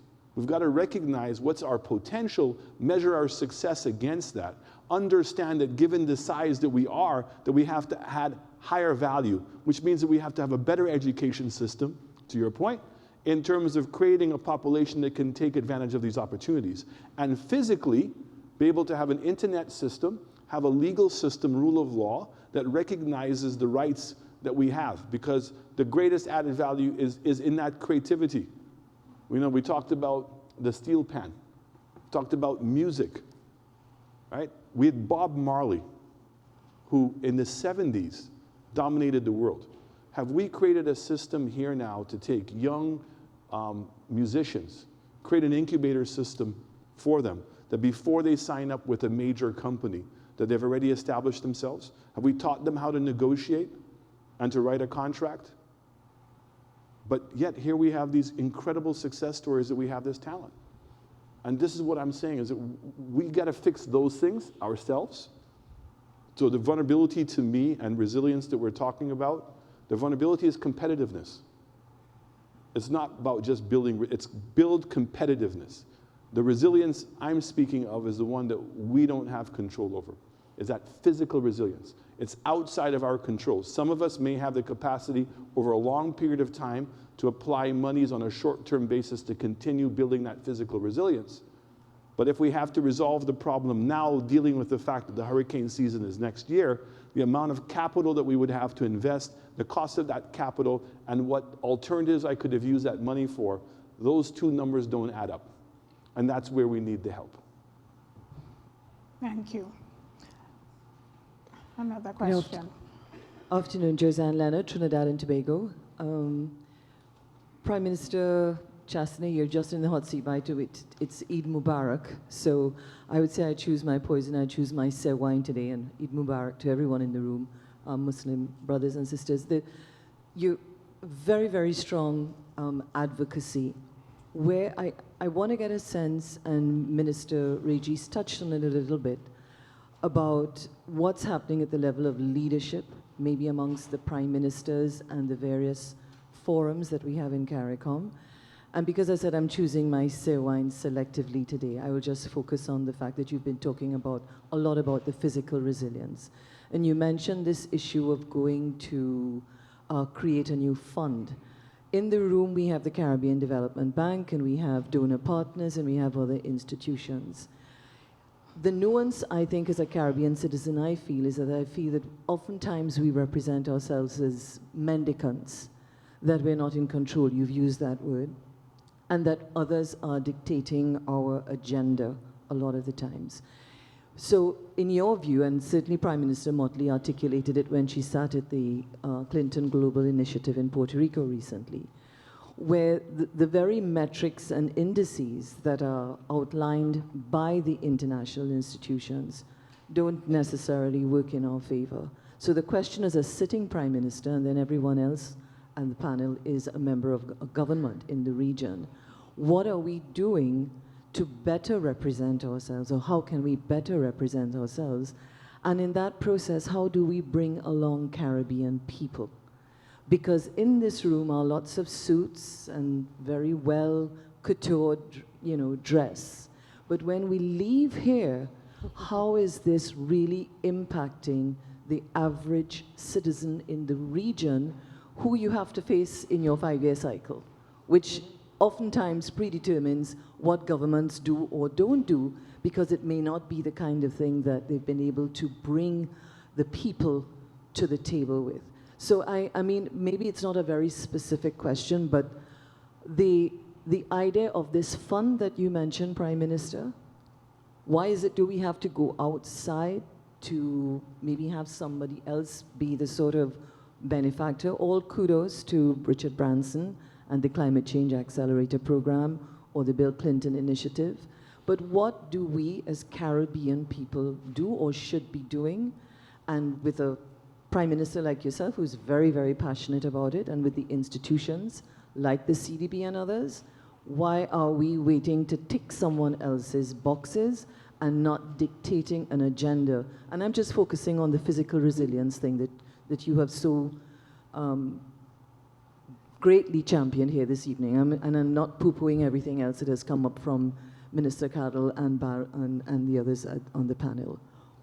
What is the takeaway today from this room, the Caribbean Development Bank and other institutions, in terms of us setting a regional agenda, sticking to it, and getting Caribbean people, including the private sector, involved in that kind of program? Maybe it's Thank too you. broad. I'm going to be very fast. From day one, we as a group of leaders have been on the same page with this issue. We went up to the UN meeting in September in 2017, right? Everybody spoke at the UN, said the same thing. Everybody met in the hallway, we spoke the same thing. A slight breakthrough was the UK government could not use ODA funds to help the BVI, right? So when we met Boris and Priti Patel, and we had a meeting with them, we started explaining to them what the problems were. They went and they pounded their fist on the table with the OECD, got a slight adjustment, and were able to use some of their ODA funds for the BVI. And so it started the discussion or the dialogue with the OECD, who my understanding is are currently doing a study to determine whether in fact that they're going to allow the SIDS to be classified differently only for resilience. So I'm going to tell you, the daily economic stuff that we're doing, continue to classify me by your per capita GDP, hold me to that standard, but on resilience building, use the vulnerability index to at least allow me to access concessionary funds. Because many of us, because we're middle income countries, are denied that. We cannot wait for COP. We've made that point. We've been to the COP meetings. I call it the 5-minute speech. You get to go and speak for 5 minutes, everybody applauds, you get to take a little picture afterwards, and there's no follow-up, right? So I have no interest in going to COP. Okay, so it's great to send my students there. It's a great university training lab, but in terms of actual advocacy and getting anything done, we've had nothing. There was, through pressure, the UN agreed to do a fundraising, a donor agency stuff. We've been through that. All people do is they come there and take existing money, reclassify it, rebrand it, and put it back into a pool and tell you that this is specifically to deal with the resilience. And we don't know when the money shows up, okay? We then had, because Mia and myself, pounded. So if you think I'm pounding today, today is mild.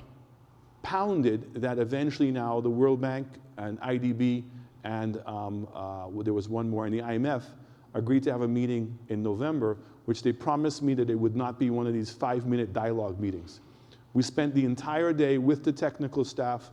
Studies were done with St. Lucia to show how much money we would have to set aside, i.e. 0.7% or 0.8% of our GDP for a 12-year period, and that the analysis showed that if we did that, that we couldn't afford to do it. So the only way that the money we could survive is the money would have to be considered by grant. Okay? We talked about the new normal.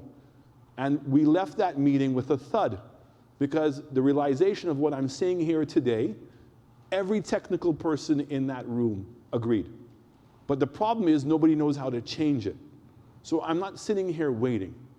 So if in fact the problem is that each agency has its own governance structures and protocols, and if CDB unfortunately is not able to push back, I'm not saying they don't want to, but not able to push back, and has to accept the conditions of the monies that are coming in, then that's not a solution to the problem. I agree with you about the Bill Clinton Foundation and my good friend Mr. Branson. I've been through that. I have no confidence in any of those things taking place. So that's why we said, let's create our own foundation. So if those foundations work, so the foundation basically allows you to set up a governance structure that's outside of any individual country's control, and we can now get the ODAs to agree to put money specifically in that entity, which is completely transparent, that can be used specifically for resilience building for the SIDS, then we're off on our way. So this is what it's about. So if you've seen me not deviate, it's because over the last 3 years, I've learned not to allow myself to be deviated. And I can assure you that most of the heads of government in CARICOM, we're single-minded on this issue. We all know how to advocate. Wherever meeting we have to show up, we're there. We put in the time. And in terms of the general public, I think the general public accepts the fact that these hurricanes are a problem. I don't think they understand the magnitude of what we're confronting to solve the problem. I don't think they understand the urgency and the vulnerability that we have if we don't solve this problem. But I think that all of us, particularly the ministers of finance, absolutely understand that this is problem number one. This makes all the other problems pale in comparison. And the reason is because we're not in control of our own destiny. So the only thing that we can control is to advocate to allow for the SIDS to be able to have this space, to be able to survive. And we're trying our best to do it in a way in which it's easy for everybody to do. But there has to be some level of adjustment. So if the Bill Clinton Foundation can get monies from ODAs and sovereign funds to be able to do similar types of things, then to your point, why can't we create our own foundation, right? And the fact is the issues of the SIDS, whether they're in the Caribbean or in the Pacific, are, for most instances, 80% of them common. If in fact that now starts working, the idea is now to create a global forum for SIDS. Because we're saying that being small has its advantages. And so therefore, a lot of things that we're trying to do in the economic development world can be first started in these smaller states, because it's so much easier to see what the results are. I was having a discussion today with some of the people from the World Bank, and I was saying that you can't start macro with these small states, because the choices we have of the things that we can do are limited. So it means you must understand where those opportunities for growth are, what are those industries, and therefore your macro policy must support that. And as I was explaining to them, there may be industries in which I don't have a comparative advantage in the world, but it's the industry that offers me the greatest opportunity to grow. And so therefore, I'm going to have to create the environment to allow it to become more competitive. And therefore, my macro policies have to support what that is. And so I think there's a lot we can share with each other to be able to move in this very, very difficult world, who are extremely distracted by a lot of other issues. But to your point, it's by repetition. Every prime minister wears that hat. Every meeting we go to, we say the same thing. And it's that repetition. So if you hear the repetition today, it's just to make sure that we're getting that message across, that this is a critical issue for us. Thank you, Prime Minister. I will not entertain any more questions, unfortunately, but I'd like to ask Minister Barron and Minister Cattle to give their closing remarks. Prime Minister, would you want to say anything further? Would you want to repeat? If you think it's going to work, I'll be happy to. Please. Minister Barron. Thank you. I just want to say very simply that from vulnerability to resilience is not a choice. It is a reality. Mm-hmm. We have no choice but to inculcate resilience into everything that we do now. As the Prime Minister has indicated, the challenge we have is to get the financing that is necessary for us to build that resilience. It's something that we cannot do on our own. It is just simply too expensive. And there is a responsibility by those who have created or exacerbated the situation to help those of us who have to deal with the impact of climate change. And therefore, we have to continue to advocate for the creation of this resilience fund, creation of instruments that will allow us to build the resilience that is necessary so that we can survive. And therefore, we have to continue to work towards that end. We don't have a choice. It's something that in fact, if we want to survive, we must do. All of us are required to create that resilience plan. We have, thankfully, from the CDB, an insight from them, and in respect of 4 different areas that one can look at. I think our resilience plan goes a little broader than that. But those are the sort of things that we have to do, look at practical ways in which we can address this issue of resilience. And of course, the financing is going to be critical for that.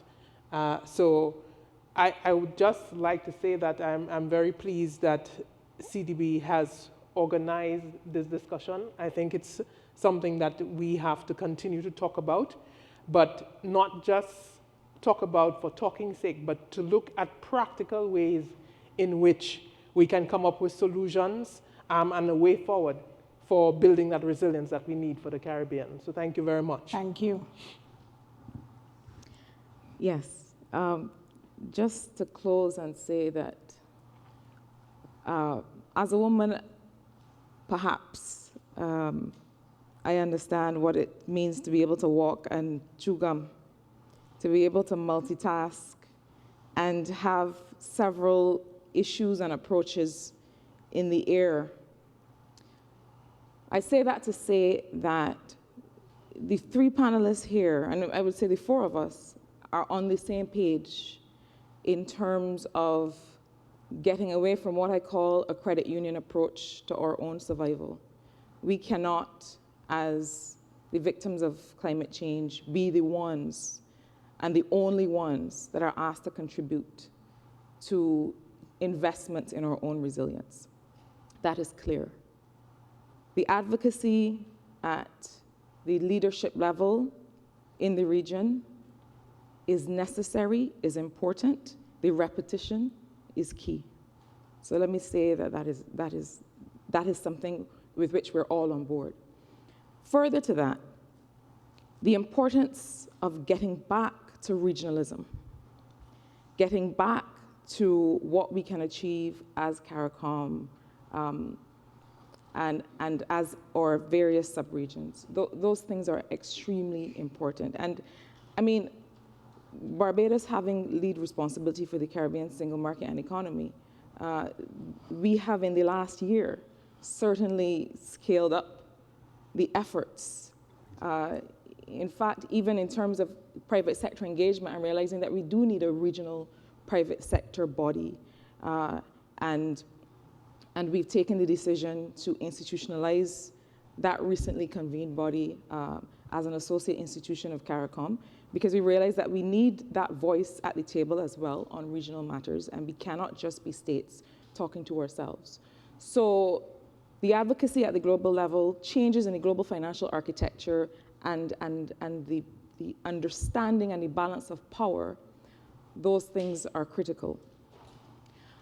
I also think that we have to take advantage in our countries and in our nations of where we find ourselves. Barbados, you know, they say that a crisis is a terrible thing to waste. And so we are at the point of having to really take transformation seriously. We have no choice. So when I talk about climate proofing the economy, when I talk about diversification being a response, it is something that responds to several things at once. The issue of crime was raised and youth disengagement. But if we really figure out how to, and acknowledge the fact that, you know, we need to remove the issues of logistics and high transportation costs that have been traditionally associated with our economies, and start creating products that don't require us to have them for a week at the port, or have them subject to all of these logistical issues that have plagued us for so long and that we have to figure out. But in the meantime, we need to use these kinds of digital products to be able to create an economy that is not based on sectors that are so susceptible to the issues of climate change. And that is a real issue for Barbados and the region. It is one that we're taking seriously when we look at how to make our economies truly digital. So I think that we have opportunities at all levels, and we have to take them. We have to recognize that we are not just dealing with an existential crisis in terms of our physical presence, but in terms of how we enfranchise our people to be a part of a new regional and global economy. So I think we have to consider and address all issues at once. Thank you very much. If we have to survive, we must do. We must keep repeating our mantra and work cooperatively and advocate. We cannot be the only ones who are asked to contribute. And I think those are the takeaways that we have to think about and to put forward to our communities as we ensure that if our Caribbean region is to progress, it must be a situation of doing it together. It must be a situation of recognizing that we're all in the same boat, really. And if we don't do it together, we will either sink or swim. And I think we all want to swim. And I also want to say that one of the other takeaways is that our policymakers must face the realities and bring our populations along, let them understand. And in some instances, they probably understand it better than we think. But we must create the enabling environment to ensure that we all move in the same direction. So I want to take this opportunity to thank our panelists. I want to pay particular tribute to our Prime Minister of St. Lucia, who exposed himself to us. I want to thank you. Well, I didn't mean it in that way.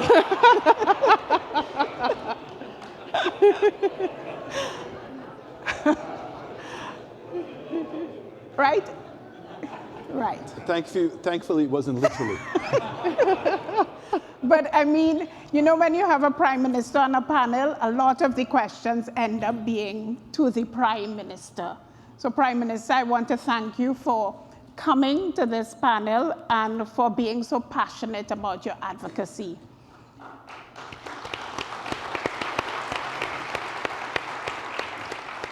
I want to thank Minister Barron, whose advocacy also precedes her, and we heard quite a lot about you before you even got here.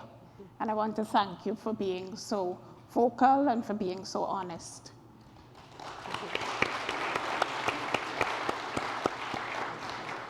And I want to also thank Minister Cattle, who has clearly shown that her time with the CDB was not wasted.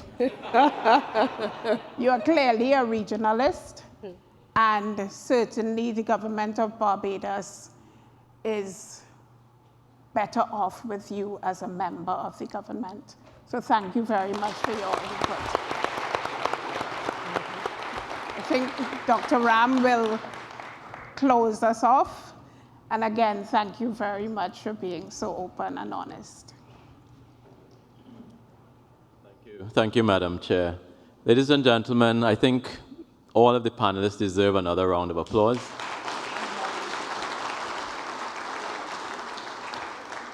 I think this evening we had such a wonderful discussion on a topic that we all know is dear to our heart, and it must keep there. We must keep at it. Repetition, I think, is important. But I think I've heard from the panelists this evening that action now is also required. We also want action from our partners. It's not just us in this.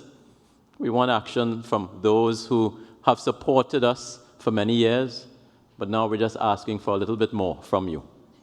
So please, heed our call.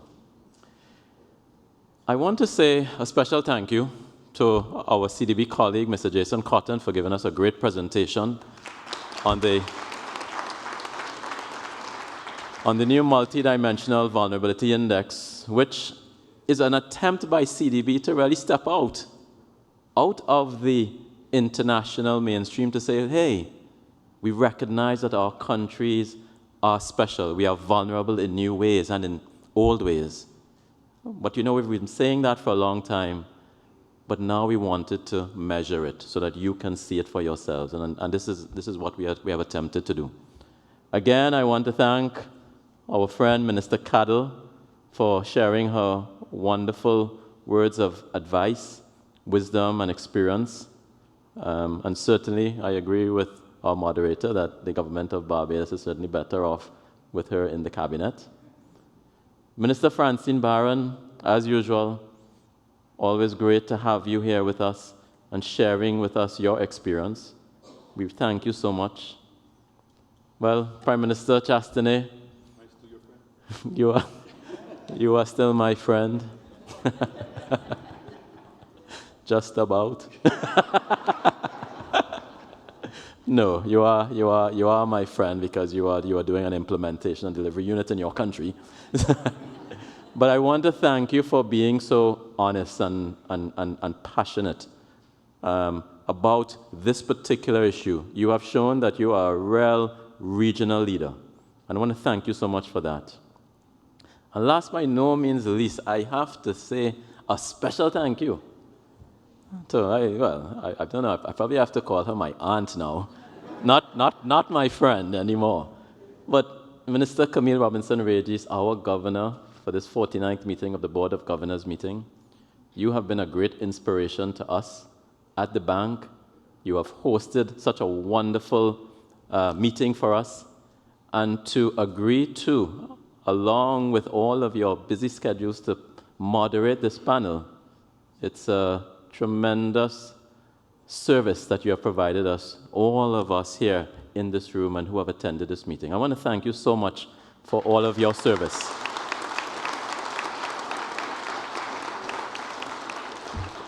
Ladies and gentlemen, that brings us to the end of the seminars for today. Well, while you have a lot going on in your mind from what we've discussed, from agriculture to resilience building, it's now time to go and let your hair out a bit.